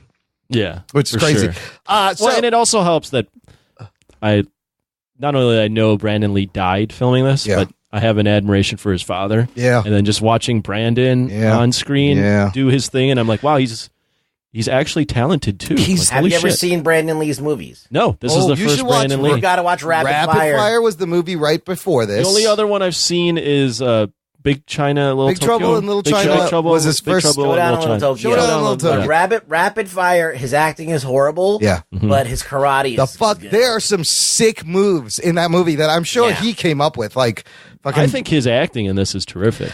He is surprisingly a really compelling actor. This was the movie where he really started acting. Mm-hmm. He was also in the when they brought back Kung Fu to TV. Yeah. He played the dude. Right. That in '86. Oh, But I remember I did some research after, and this was his, like, whoa, everyone was like, Brandon Lee. This would have been the breakout fucking role. Right. Absolutely. Look, before we get to the crazy shit about The Crow, we have to mention the fucking soundtrack of this movie. I fucking wore this shit out in '94. There's a couple of covers, some original songs, some songs that they just put on here as like they knew would be of the time. They knew that it would be a cash grab, and this was popular. My favorite cuts, though, the Cure song "Burn." That's the standalone. I love that song. He wrote it for the movie, and like it's a little cheesy because he's talking about painting shadows on your face, and he mentions Cure, and every night I burn. That's nothing though for the Cure. They have a song called Fascination Street, which is basically this song. Dude, I love the Cure. I don't know if I knew about the Cure before this, and this got me into them, or it was the other way around. But the Peel sessions of the Cure are really good. I've always loved the Cure. The guy's still doing it. I went to see them not too long ago, and they were great. He could still sing those notes. Absolutely. My other favorite song, in the movie, it's the scene where he becomes the Crow. That's the song. It's a pretty great scene. The 9 Inch Nails Joy Division cover of Dead Souls. I love that. I really like They Keep Calling. It's so fucking Trent Reznor. Yes. There's a great Violent Femme song on there. This album also has Rage Against the Machine, Rollins Band, Helmet, Pantera, My Life with the Thrill Kill Cut, the Jesus and Mary Chain, and all good bands. All good. These were all good goth metal bands. And then amongst all this, the irony being the big fucking single hit is Stone Temple Pilots song. Which is not goth, and neither is Rage Against the Machine. Well, Rage isn't. Yeah. Big Empty, and that's only because their second album was about to come out. They had originally done a song called Only Dying for the movie. But then after Brandon Lee was killed, they thought it was a bad taste, replaced it with Big Empty. That's on their sophomore album. And you've heard the song on MTV Unplugged. It's just, all you have to go is cautiously down. That's the song. Is that Creed? No, it's Stone Temple Pilots before fucking Creed. You sounded like got stabbed there. Do that again. Conversations kill. Just remember, conversations kill, and your shoes get worn thin. So much walking, shoes worn thin. The lyrics are a little silly in that song, but it's a great song. All the lyrics in 90s were elusive. They were trying to like not say any. They were doing what the Beatles did. Yeah, the Beatles had like fucked up lyrics that didn't make any sense, and then they were like, "Let's do what they did." I mean, Beck, it was like random lyrics for just the sake of random. I'm like, well, you just made this up. No, this was like they were deliberately trying to be elusive. So let me ask you about this: the collection of these songs, Ruggs. Does this feel like a little bit of a corporate like cash grab, like a made by committee album? I would say some things, yes, but like. For example, Joy Division and The Cure being in there, that's a no-brainer. Yeah, that's like, there are lyrics in the comic of The Cure. Yes, and he was influenced by, J.O. Barr loved Joy Division and The Cure, and just, what'd you think of the music, Anthony? Did anything stick out, or it's just like, it's 90s grunge? Made by people. I'm going to be honest. Yes, live instruments. Did that confuse you? I'm going to be honest, I didn't notice the music at all. Okay. All right. Man, this soundtrack was huge. Didn't notice it at all. This movie is such an amazing snapshot of like, it just takes me back to like being in New York and playing guitar and being in bands, and when this shit was new and exciting. Like, it's crazy. It's crazy. Like, I can't even judge the movie unbiased. It's a good rock movie. It's a great rock revenge. Like, it's hard to judge this movie unbiased because of what the time of my life. Past, yes. So let's get into crazy shit about The Crow. Christian Slater, Bon Jovi, Johnny Depp were all considered for the role, but Brandon Lee was the only actor to get an offer. He, like we said, he lost 40 pounds after Rapid Fire to play this and pushed himself. Devil's Night is a real thing. It ran from the 70s through the 90s in Detroit. And then they started Angels Night in like mid-90s to combat it. I don't think. Well, because after this movie, I read that there was even more crime. Yeah, it probably increased a little bit. And they would literally just start fires the night before Halloween, just fucking fires all over. That's fucking crazy. I can't imagine. The Skull Cowboy is a character that's not in the comic. We already talked about him. He set the ground rules, and it's a good thing. We didn't really need the exposition guy in this movie. It works way better when it's like vague and mysterious. The set was cursed. Here we go. This movie was plagued with production problems leading up to Brandon Lee's accidental death. But before that, even, a carpenter was burned on his face, chest, and arms when a live power line hit the crane he was working on. An equipment truck mysteriously caught fire. A disgruntled sculptor apparently drove his car through the studio's plaster shop. He must have just not had a good day. A construction worker slipped and drove a screwdriver through his hand. In March of 1993, early March, a fucking storm destroys many of the sets of the movie. And then March 31st, 1993, considered to be, I'm going to read this from what I got because it's a pretty good, succinct description of the event. Considered to be one of the most unlikely and unlucky accidents in Hollywood, Lee's death required weeks of investigation for police to even fully understand what exactly had taken place. For some time, all anyone knew that Lee had been shot in the abdomen during a scene and they had spent hours on the operating table before passing away. The full story involves a complicated chain of events, many small mistakes across several days. The Crow was already over a week behind schedule. The person typically serving as the weapons master on the film had been told he was no longer needed and therefore was not present on set to possibly have prevented the accident. Blanks were loaded by the prop master, but a slug had become lodged in the barrel when the gun had been dry fired earlier, and shooting the blank propelled the slug. As a result, on the 50th day of filming, this is 3 days away from wrapping on filming, one of the actors, Michael Massey, apparently chosen at random on the night of as the character who would deliver the killing shot, fired the untested gun at Lee. Massey, who played Funboy, was so traumatized by the events of Lee's death that he took over a year off from acting. I mean, I don't know how you get over that. Holy shit, I feel bad for Massey. The Crow had been his second film, and by all accounts, including his own, he never really recovered from it. He went on to play more roles later. After the accident, Paramount, which agreed to distribute the movie, dropped out, leaving the film in limbo. Miramax picks it up.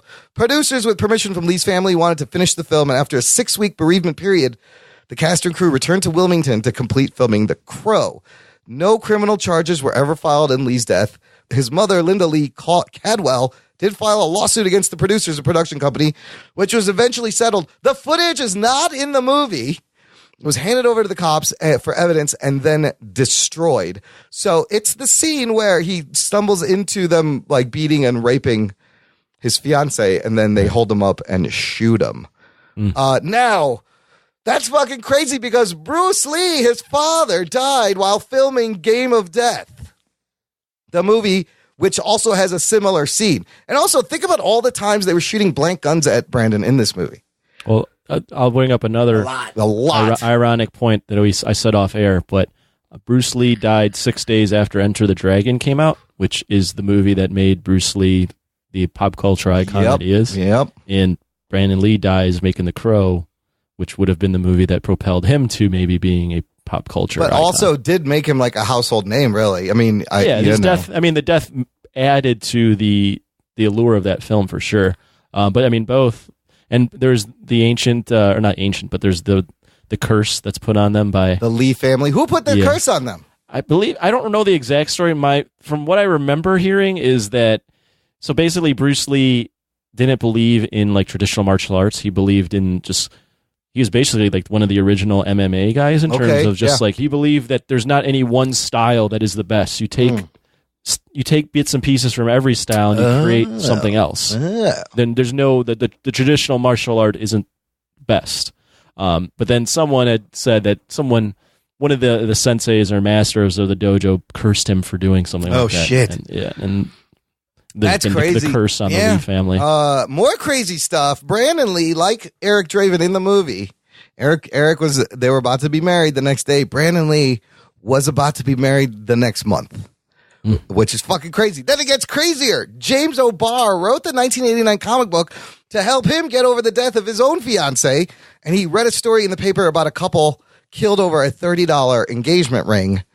And his fiance got killed by a drunk driver. Yes, his fiance got killed by a drunk driver. And then as far as people have been trying to remake this movie for years, Rob Zombie almost remade this movie. It was going to be called Crow 2037, take place in the future. I mean, this is such a franchise. How come nobody knows how to do this? And Momoa's reboot, as we talked about, whenever you have a death that's wrongful, like that's extremely wrongful, a crow can bring you back to exact. And this could be any person, any demographic. It could affect anybody, and the crow can bring them back. I didn't want them to remake. You can have a hip hop version. You can have any kind of version. So here's the thing: I feel like Momoa and the director were trying to make a more faithful adaptation of this, maybe adding in all the Skull Cowboy and all that other shit in the movie. I don't think you need to remake this movie. I think you just need to make this particular movie, the next Crow, that's based on the graphic novel. Yeah. Is done. It's done. Leave it alone. Like you can do other, like I was saying, like you could do a hip hop version. Yeah. Where like where it's set in an urban setting, and then like the crow brings him back. You can and have then Sticky Fingers from Onyx play the crow. It doesn't have to be like a goth thing. It could just be the crow bringing people back. How is that how you would do it? That's not a bad idea. You could do one in this day with what? Yeah, with you can do it any. That's the thing. Genre. Everybody's thinking myopically about this goth thing. It doesn't have to be goth. The Eric Draven story has been told good enough.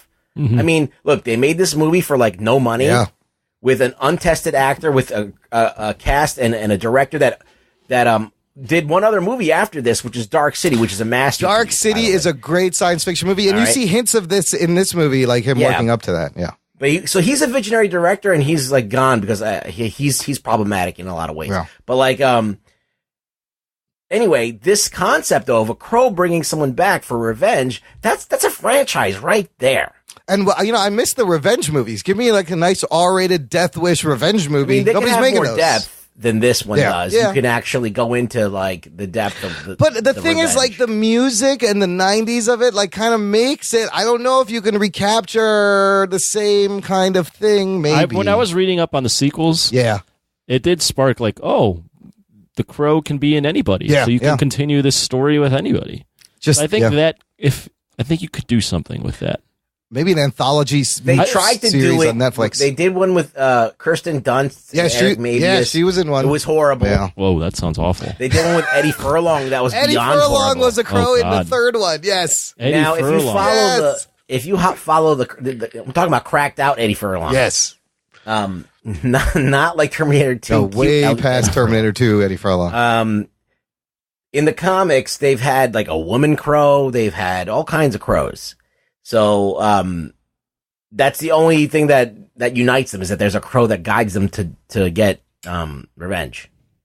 Yeah. But like, let's say you did like, and this is going to sound really, I don't know if it's going to sound bad or whatever, because I'm going to use the Mexican Day of the Dead, where they paint their faces like skulls. You can use that. That could be a crow movie. That would be sick. They did that with Eddie Furlong, but Eddie Furlong's not Mexican. No. All right. Oh, no. But they could do that. Imagine they did that with like a gang, something gang related or something like that. Yeah. That would be cool. Yeah, like, that could I don't work. know.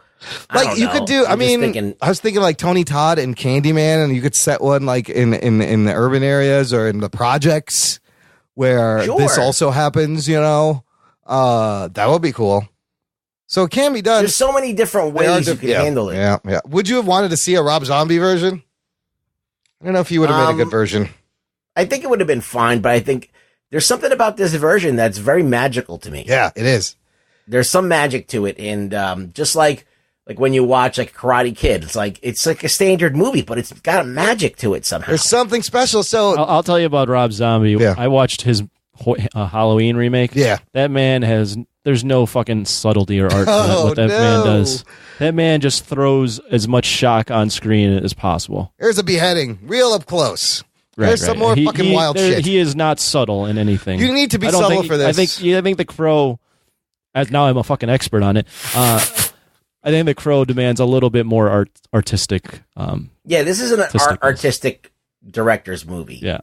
There's a poetry to it. It's not just straight violence, so it's not just because they get, I mean, the deaths in this are pretty brutal, but they don't show it. They don't show it. It's always after the fact. Yeah.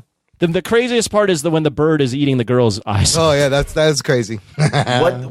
The thing is that it's all justice because these guys are all pieces of garbage that have done terrible things to other people too. Right. So you're rooting for the revenge. Yeah, you're rooting for something horrible to happen to them. And like, you don't need to know more about them. You know that these guys are scumbags. Like, imagine you went back in time and you did a Crow like in like the deep in the West. Yeah. Oh, like a cowboy Western time cowboy movie. Yeah, Western? it'd be a Western. Shit, that's or you good. can go back in time and like into like fucking like Egyptian times. Jesus, you could set these movies anywhere at any time. Why isn't somebody doing this? It's not because they're not Rug Boy and they don't think it's not hard. That would be great. I love it.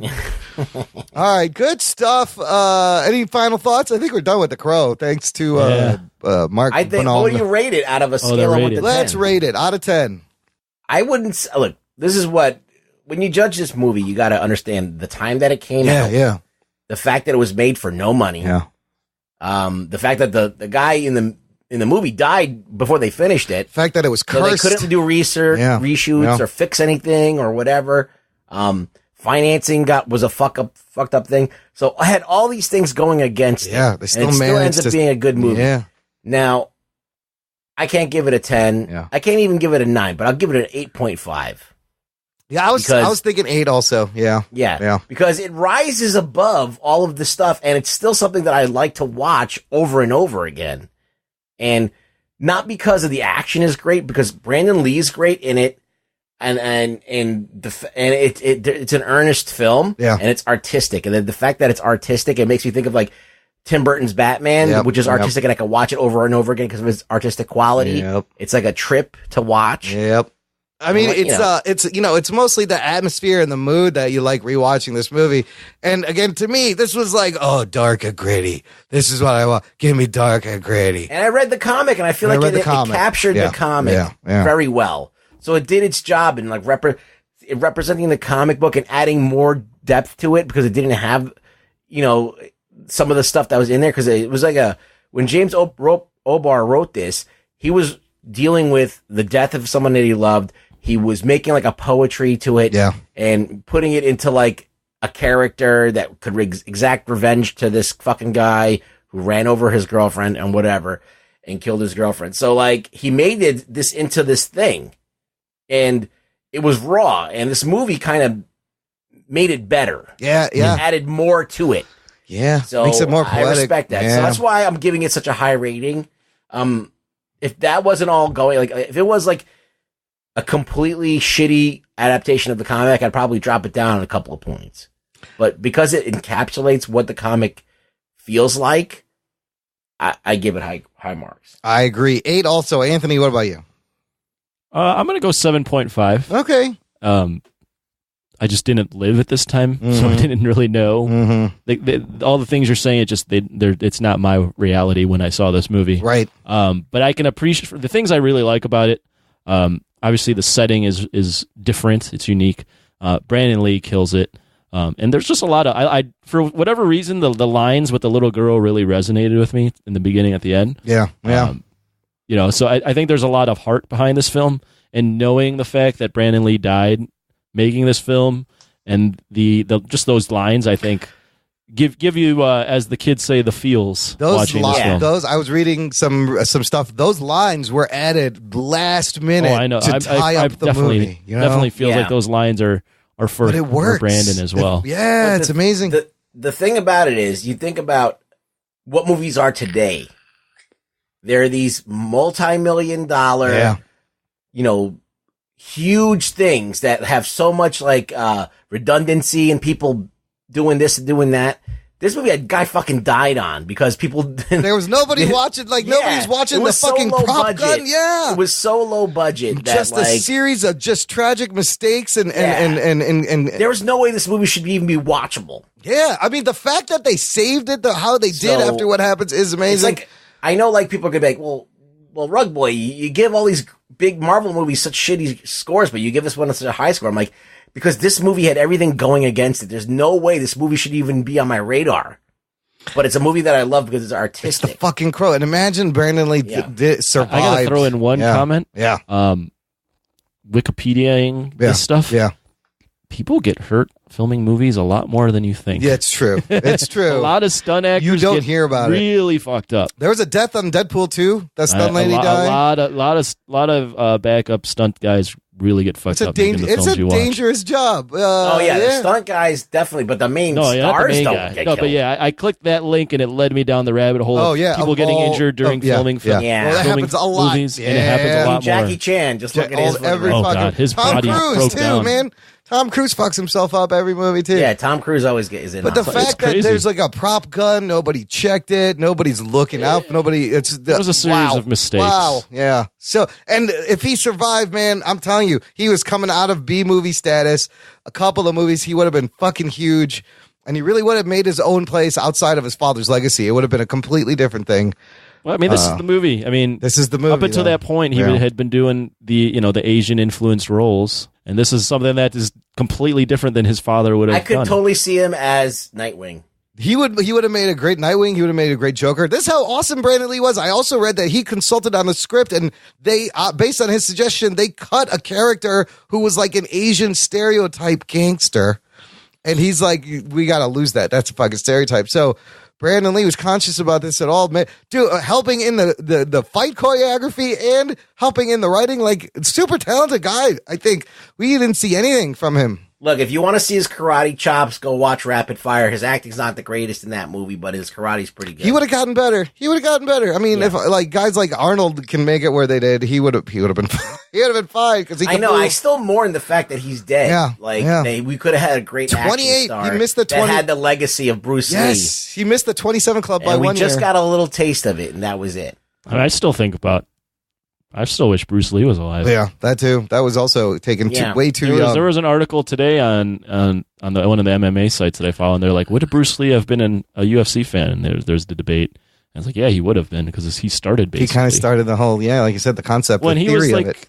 not to make this too much about Bruce Lee, but Bruce Lee was the first Asian actor to make it, like to be the lead guy. Was he really? Oh yeah, Yeah, I mean, he was, I Before guess. that, can you think of any other Asian actors? No. And then Brandon was following in his footsteps. Not leads, yeah. As a lead. Yeah. Man. It's crazy. They Crazy both died. shit. Good shit. All right. Well, look, I hope Blake Braden and Mark, I hope you guys appreciate our thoughts on The Crow. Before we continue, I want to give the listener a free month of Stitcher Premium. Go to Stitcher.com/premium. Use the promo code NERD through September 2018. You will get one free month. You can listen to the Wolverine podcast and a bunch of whole other premium content on Stitcher. You guys, last weekend was G-Fest. And this is not a convention where all the G's hang out. Straight up G's. That was across the street at a different convention hall. This is the world's largest Godzilla fan convention. Oh, shit. And this is the 25th year. It was G-Fest 25. Anthony and I went out on the Saturday, our tradition, third year in a row. Yep. It was a lot of fun. I got to shout out all our peeps that we saw there, all our artist friends, John Bellotti, Nick Shev, Lenny, his uncle Lenzations. Dope Pope was there. Michael Churkowski from The Vampire Robots. Kat and Josh, who weren't there last year, but were on the podcast the year before, back this year. And Mark Suggs. We had a great time hanging out with all of you. And I want to thank Lenny. He gave me a free print. I picked, he gave Anthony and I a free print. I picked Mecha Godzilla. Oh, which version? Do you even know which one you picked? no. You son of He a has bitch. no idea. I have no You picked idea. the first version. What did you grab, Anthony? Lenny, I grabbed Godzilla 84. That's a good. That's a good. The Godzilla I like that 84. one a All, lot. Len, It's an amazing if you look, I will put links to all these cats' artworks in the show notes. I want to make a comment on G-Fest. Yes. So obviously, I'm one of the Godzilla fans on this show. Yes. But if you've listened to the past G-Fests, I've kind of been a little critical of G-Fest in years past in terms of the demographic. Yeah. And maybe my intentions at G-Fest. Yeah. But I will say this year, I thoroughly enjoyed G-Fest, and I'm actually was very happy and impressed with the turnout and the amount of work that was put into it. There was more people this year than last year. There was more people this year than got last year, bigger. and They got a good thing in terms of the community. The community is great. The people are also really friendly. They all wear black graphic tees, so it's easy to find them in a crowd. Very easy. And as a big Godzilla fan, Yeah. I didn't stand in line to get her autograph, but Megumi Odaka, the girl that plays Mickey in the Godzilla film, seeing her, I stood there just looking at her, and I was like, I look creepy as fuck, but I don't care. I remember watching that little woman. The guy in the as a suit little was there girl. too, from what I remember. The guy in the suit, Ken Pachiro Satsuma. Yeah. Also, MMA legend Don Fry was Don there. Fry. Yeah. So you were like, oh my God, it's Mickey. I watched her when I was a kid. I do. That's exact. And I was like, wow, I thought she was hot when I was a kid, and she hasn't aged. I'll also say that like I went actually early, and I enjoyed some of the panels. So overall, I had the full G-Fest experience. Yeah, you were there longer than I was. I was there all day. All day. And I thoroughly enjoyed the people I hung out with and the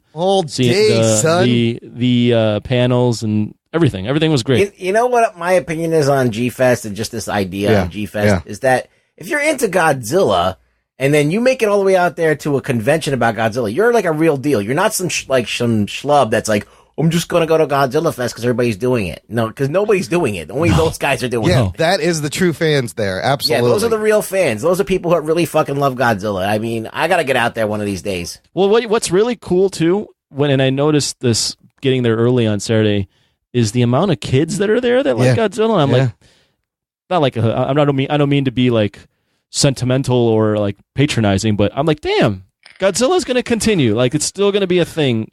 After when we get older, there's still going to be kids that like this stuff. I think Godzilla will be around for a long, long time. Yeah, you definitely saw the next generation well, now of they fans. keep making shitty movies where he's in it only for 3 minutes. Yeah, but there's still tons of great toys and plush figures for them. We went through the vendors' room. I'm hating on the animated stuff. I see what you're saying. Ruggs, the funniest thing is we're walking around talking Godzilla, and Anthony comes out with like Godzilla knowledge, and everyone, Mike Tchaikovsky, everyone was like, how do you know about that? You're not supposed to know. Like, nobody knew that he was the Godzilla fan, and I didn't know what the fuck I was talking about. I am the Godzilla fan. Like, that was great. I'll get down and dirty with you and talk Godzilla. Also, I got to shout out this dude. I met this really fascinating cat named Amir, who he meets his son there. 8 years, him and his son have been meeting there. And he works for Tesla. Oh, shit. This dude was telling me stories about Elon Musk coming in, sleeping in his office. And like, I like Elon Musk even more. Please, everyone, pray that he doesn't turn into a supervillain because he is like Tony Stark. He was cool as fucking Bruce Wayne. The people that can speak are actually pretty cool. Yeah. I mean, there's people there that obviously have a lot of social anxiety or have some sort of thing going on, and this is fine for them too. But the people that are somewhat, normal, sociable, they're really cool. A great crowd. Everyone was really cool. I have a couple of photos here. I'll put in the show notes. We all know John Bellotti, and you know how cool he is. Well, he sucks. I'll make one more point. I'm pumped. Yeah, me too. I'll make one more point in that it's kind of strange, like this small pocket, like finding that there's this small pocket that exists in the universe, and that now in this small pocket there are also inner workings in politics. That's just like anything the strangest thing to me. Just too. like anything else, there's tons. The politics of G-Fest are crazy. But this is not even like a fucking pimple on an elephant's ass in terms of anything in the world. No, but there's politics anything. Any office crazy. that you work at, any fucking shithole that you work at, there's always politics. So that's always interesting for me. You can check out some photos of us at G-Fest and look at my distracting ass facial hair. It's really hard not to look at anything else. But this is what I did this year. I went on Thursday to say hi to everyone like I did last year. Last year, if you recall, the minute I stepped my foot in the hotel, the fucking fire alarm goes off. Oh, shit. What happened this time? This year, there was fireworks. There was that we went out to the back at the park at Rosemont, Parkway Bank Park, and there was a band. There was a shit ton of people. I met them at the Hofbrauhaus, and then there's like a 15-minute fireworks show. Like it kept going on and on. I was like, wow, this is a lot of money they put in for fire, and it was pretty good. I was like, look, I gotta get out there. I was like, look, G-Fest fucking stepped it up this year. But the other reason I went on Thursday was to give those guys cards and stickers to put on their table to give to people buying shit. So it was really cool to walk in Saturday and like 4 or 5 tables have our shit sitting there, and we see people in their bags of art, the little Jock and Nerd cards are there. So, listener, you may be listening because you got a card at G-Fest. Welcome. Thanks for checking us out. You are not the abnormal person I was talking about. That's not you. That was the guy next to you. You know him. Yeah. The guy who was staring at his shoes the whole time. Yeah. That's the Listen, guy. I'm a Godzilla fan, so I understand them. So it's Lots of fun. Good year at G-Fest. I'm already excited for next year to see all these people. To go again. It's like a nice reunion. It's like a family reunion. And then the funniest thing was Dope Hope was all set up, and we went to see him, and he started listening to the show a year ago after we met him last year.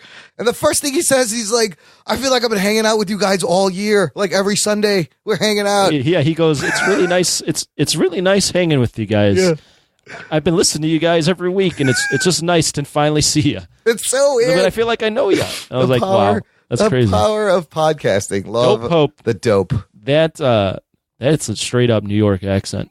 He is. Or whatever, Dope Hope's wherever great. borough he's from. That's what that's an accent. It's like he was on the show and you didn't meet him last year, so you I had no not idea met who him what he looked like. until you're like, I had to go. This is Dope Hope. I pointed him out to you. He's the dopest of popes. Yeah. So shout out to everyone who was at G-Fest, who is listening and met us at G-Fest. We'll do it next year. Before we get to the mailbag, I got to share one sad piece of news. I'm sorry to bring the show down, but got to say rest in peace to filmmaker, podcaster John Schnepp from Collider, who died. He had a stroke last week, and he was on life support. Sad. And yesterday, his fiance pulled him off life support. He was 51. He had a blood clot thrown in his aorta. But the crazy thing is, like, when I started this podcast, I started listening to the Collider podcast, and they do Heroes show twice a week. And it's run by John Schnepp, and he has a group of people. He calls them Shweddies. He's a huge in the nerd community, really genuine, sincere guy. And he's always like, let's get Shweddy, guys. We're getting geeky and Shweddy up in here. And he made the documentary, The Death of Superman Lives. So it's a good documentary. It's an amazing, I implore the listener in his honor, everyone, go watch The Death of Superman Lives. Go buy it, rent it, whatever, however you could get it. It is an amazing documentary. I'm going to rewatch it too. But Jesus Christ, the guy is 51. He's literally, I'm listening to him like 2 weeks ago on the podcast, and now this fucking happens. Yeah, man, that is fucking horrible news. I like John Schnepp. I used to watch his YouTube videos from Collider. Yeah. He seemed to be always the voice of reason. He always seemed to have a little bit in his back pocket. He knew more than he let on a lot of times. Yep. So he'll be missed. I think that it's crazy in this world of people that don't speak their mind. He actually did most of the time. So I give him credit. I love his opinions. I would agree with a lot of them. And he's just a big, crazy hair, sweaty guy, and I think they did the Schmodown. He did a lot of shit. So it's going to be hard to listen to those shows. Can I get some genuine reaction out of Rug Boy? Yeah. Go ahead. Because we will probably bring this up on the next show, but I just want to hear what he says. Just announced today. Just right now, Buffy the Vampire Slayer is coming back with an all-new cast. Oh, I saw that. I saw that reboot. We will talk about that on the San Diego show. It's going to be on TV? I don't know anything about this. With creator Joss Whedon. Joss Whedon's coming back, yeah. And I don't know why this matters. And a black actress. Okay, so it'll be a black girl. So it's going to be Black Buffy? Black Buffy. I guess so. What cool about Buffy coming back? Yeah. You're a big Buffy guy, right? I love Buffy because Buffy, you have to put everything in context. Before Buffy on TV, there was nothing like an action show that was like for that age demographic, like teens, that had so much comic book credibility to it, and karate and epic, the Arrowverse is Buffy. Is it's the Buffy pretty much with the a strong hot female lead and stuff. Yeah, the Arrowverse owes everything to Buffy, like Supernatural, all those shows that are like these episodic, action oriented shows. Oh, everything. Yeah, we didn't kind of set the outline for that with Buffy the Vampire Slayer. Xena was also in there, but that was a little bit more campy. Yeah. Buffy had a little bit more dramatic. It was more racy. They had lesbian relationships. They explored like a lot of stuff that was taboo at the time. They kind of broke barriers. They really broke a lot of ground. So if Joss Whedon wants to bring it back with an all new cast, I'm all for it. Let's do it.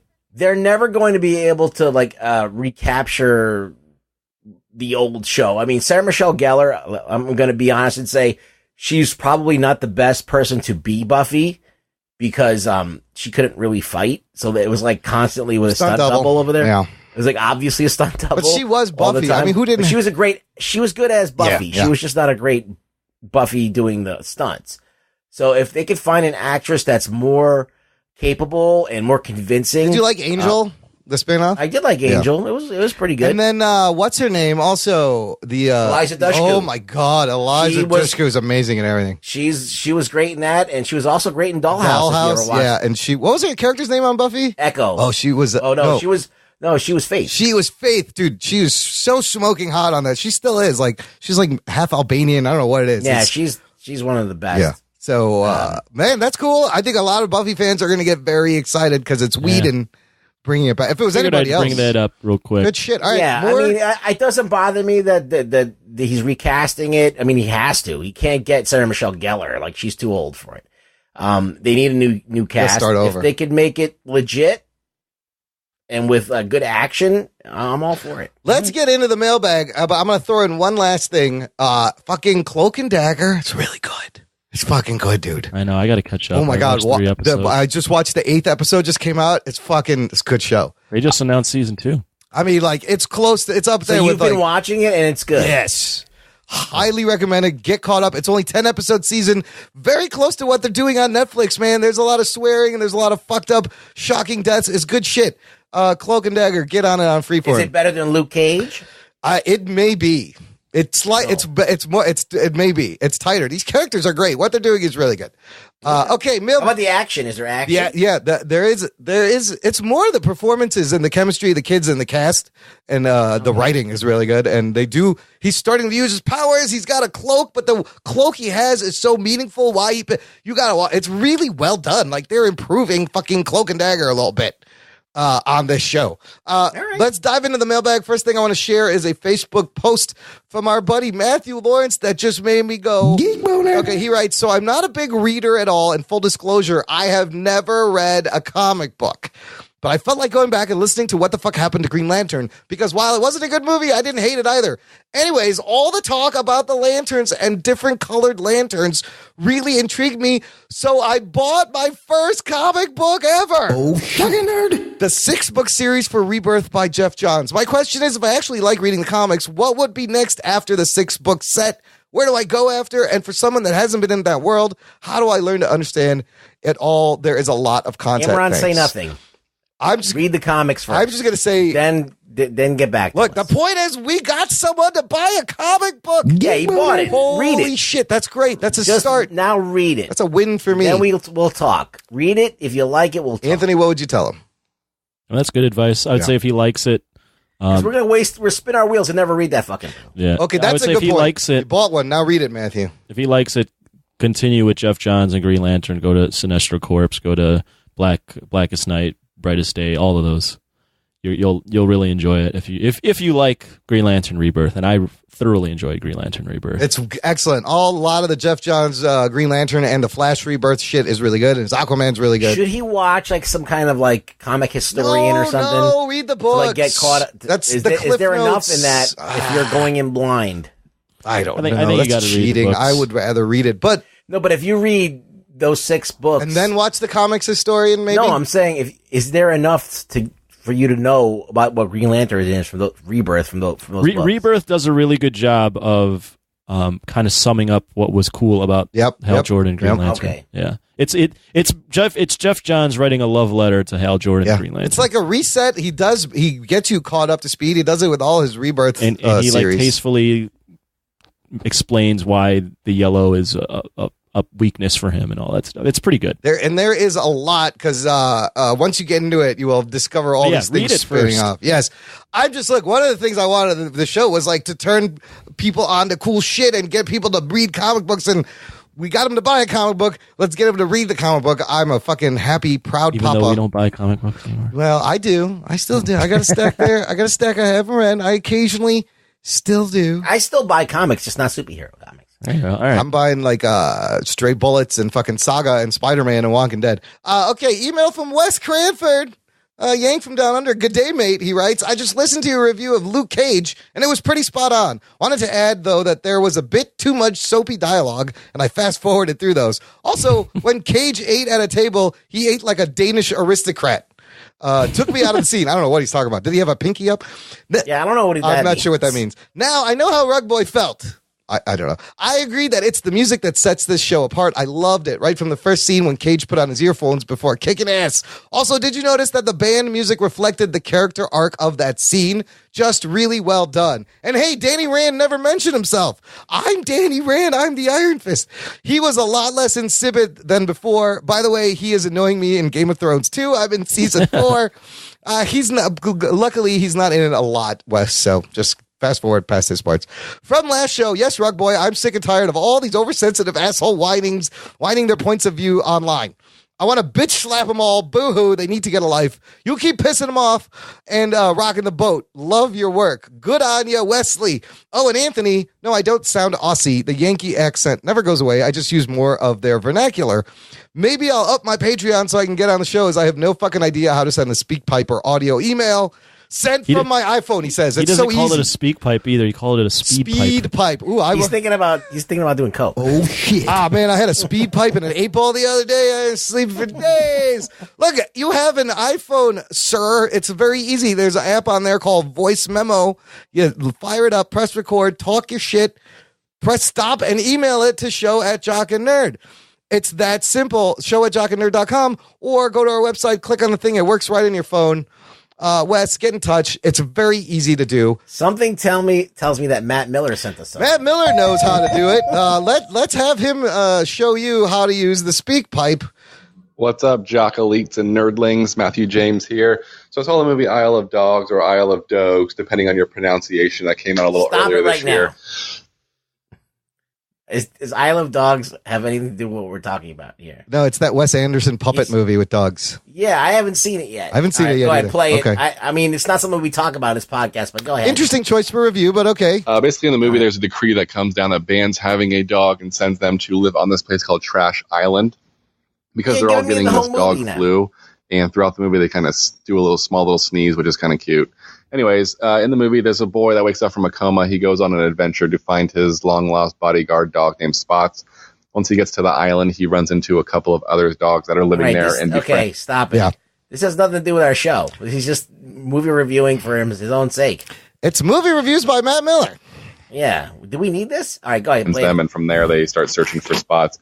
Overall, the movie was pretty cute and funny. I'd just definitely recommend seeing it. It's a solid 7 or 8 out of 10. It kind of reminded me of Team America and the way that the puppets looked. I don't think people realized that some of the big names that were in this movie. We had Bill Murray, Scarlett Johansson, Jeff Goldblum, personal favorite Edward Norton, Bryan Cranston, and last but not least, Yoko Ono. Yes, the Yoko Ono. Definitely go check out Isle of Dogs if you want to. Also, I know San Diego Comic-Con is this weekend. I'm super excited. It'll be the first con that I'll be tracking minute by minute as it drops. Wanted to see if you guys had any crazy predictions and or wish list items to see during the con.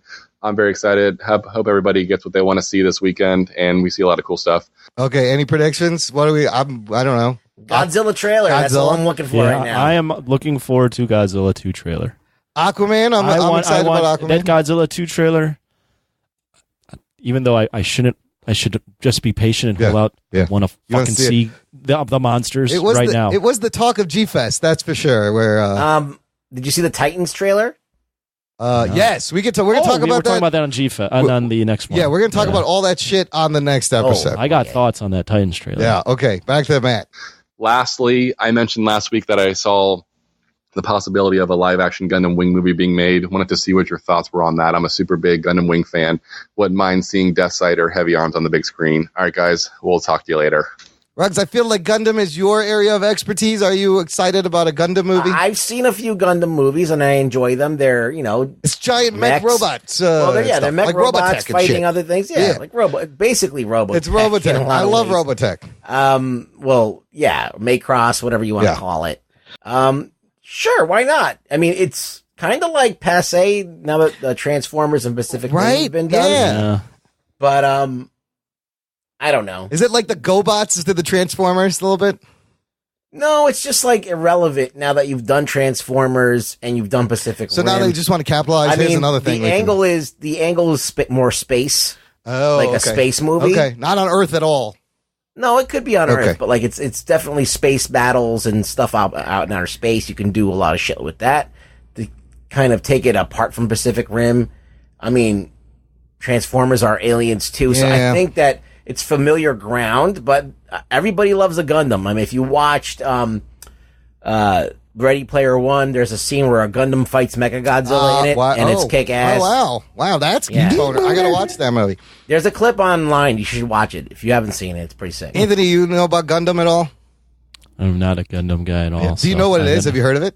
It's a giant fucking robot, right? Yeah, giant robots battling each other. Yeah, and in Pacific Rim 2, there's a Gundam. Oh, there is. I mean, you have a good point. It's kind of been done, so like I don't know what the point is unless you can bring something different. Didn't they actually build a fucking? Yeah, like, they have one that. Yeah, they. And then wasn't there like a battle? Weren't they going to battle bots with like a U.S. robot and shit? No, that's a different. Oh, that was different. But they built like a working Gundam. No, a statue. It's giant. How tall is it? Like just huge. 300 feet. It's like 100 feet. 100 feet. 300 feet.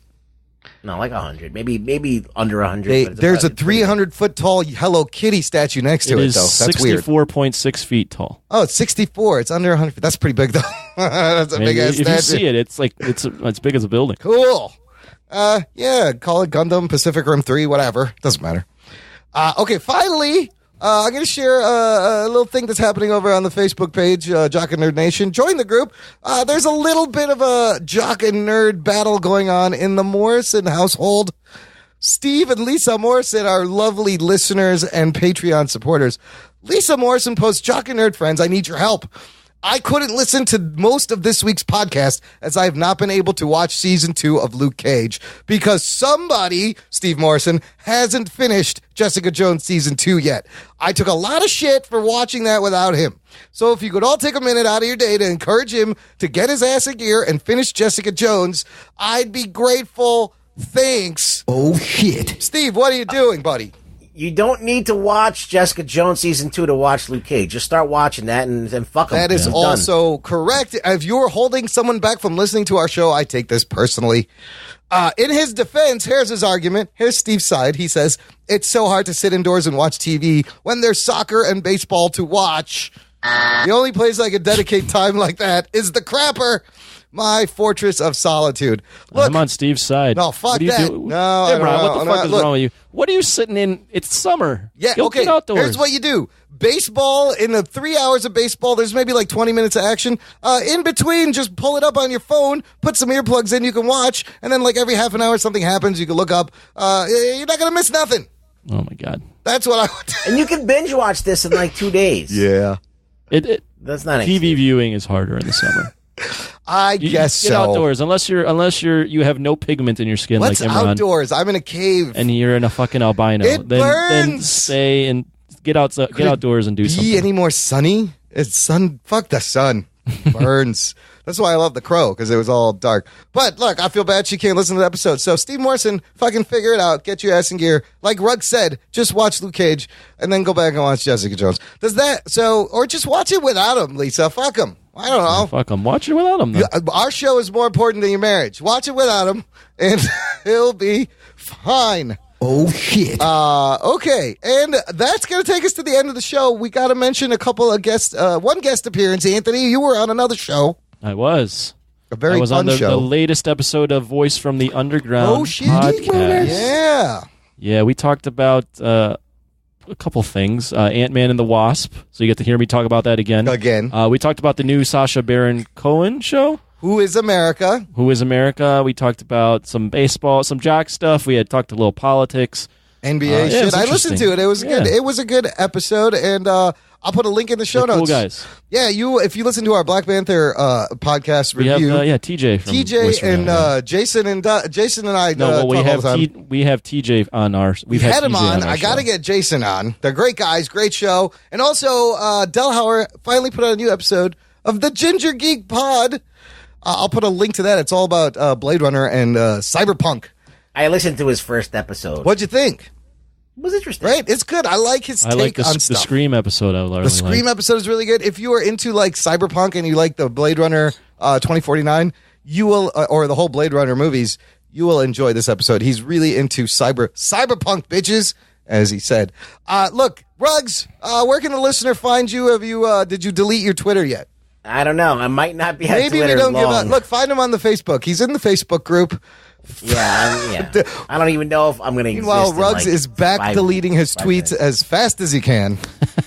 But now we got the Facebook, @ReallyRugBoy on Twitter. Don't go there. Don't read anything from 10 years ago, especially when he was not on Twitter.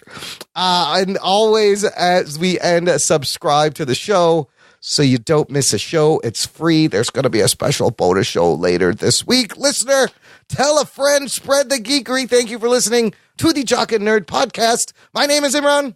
My name's Anthony. He's the Jock. He's the nerd. We'll peep you next time. I'm pumped. Yeah, me too. Wowie zowie! Ah, yes. I see that you know your judo well.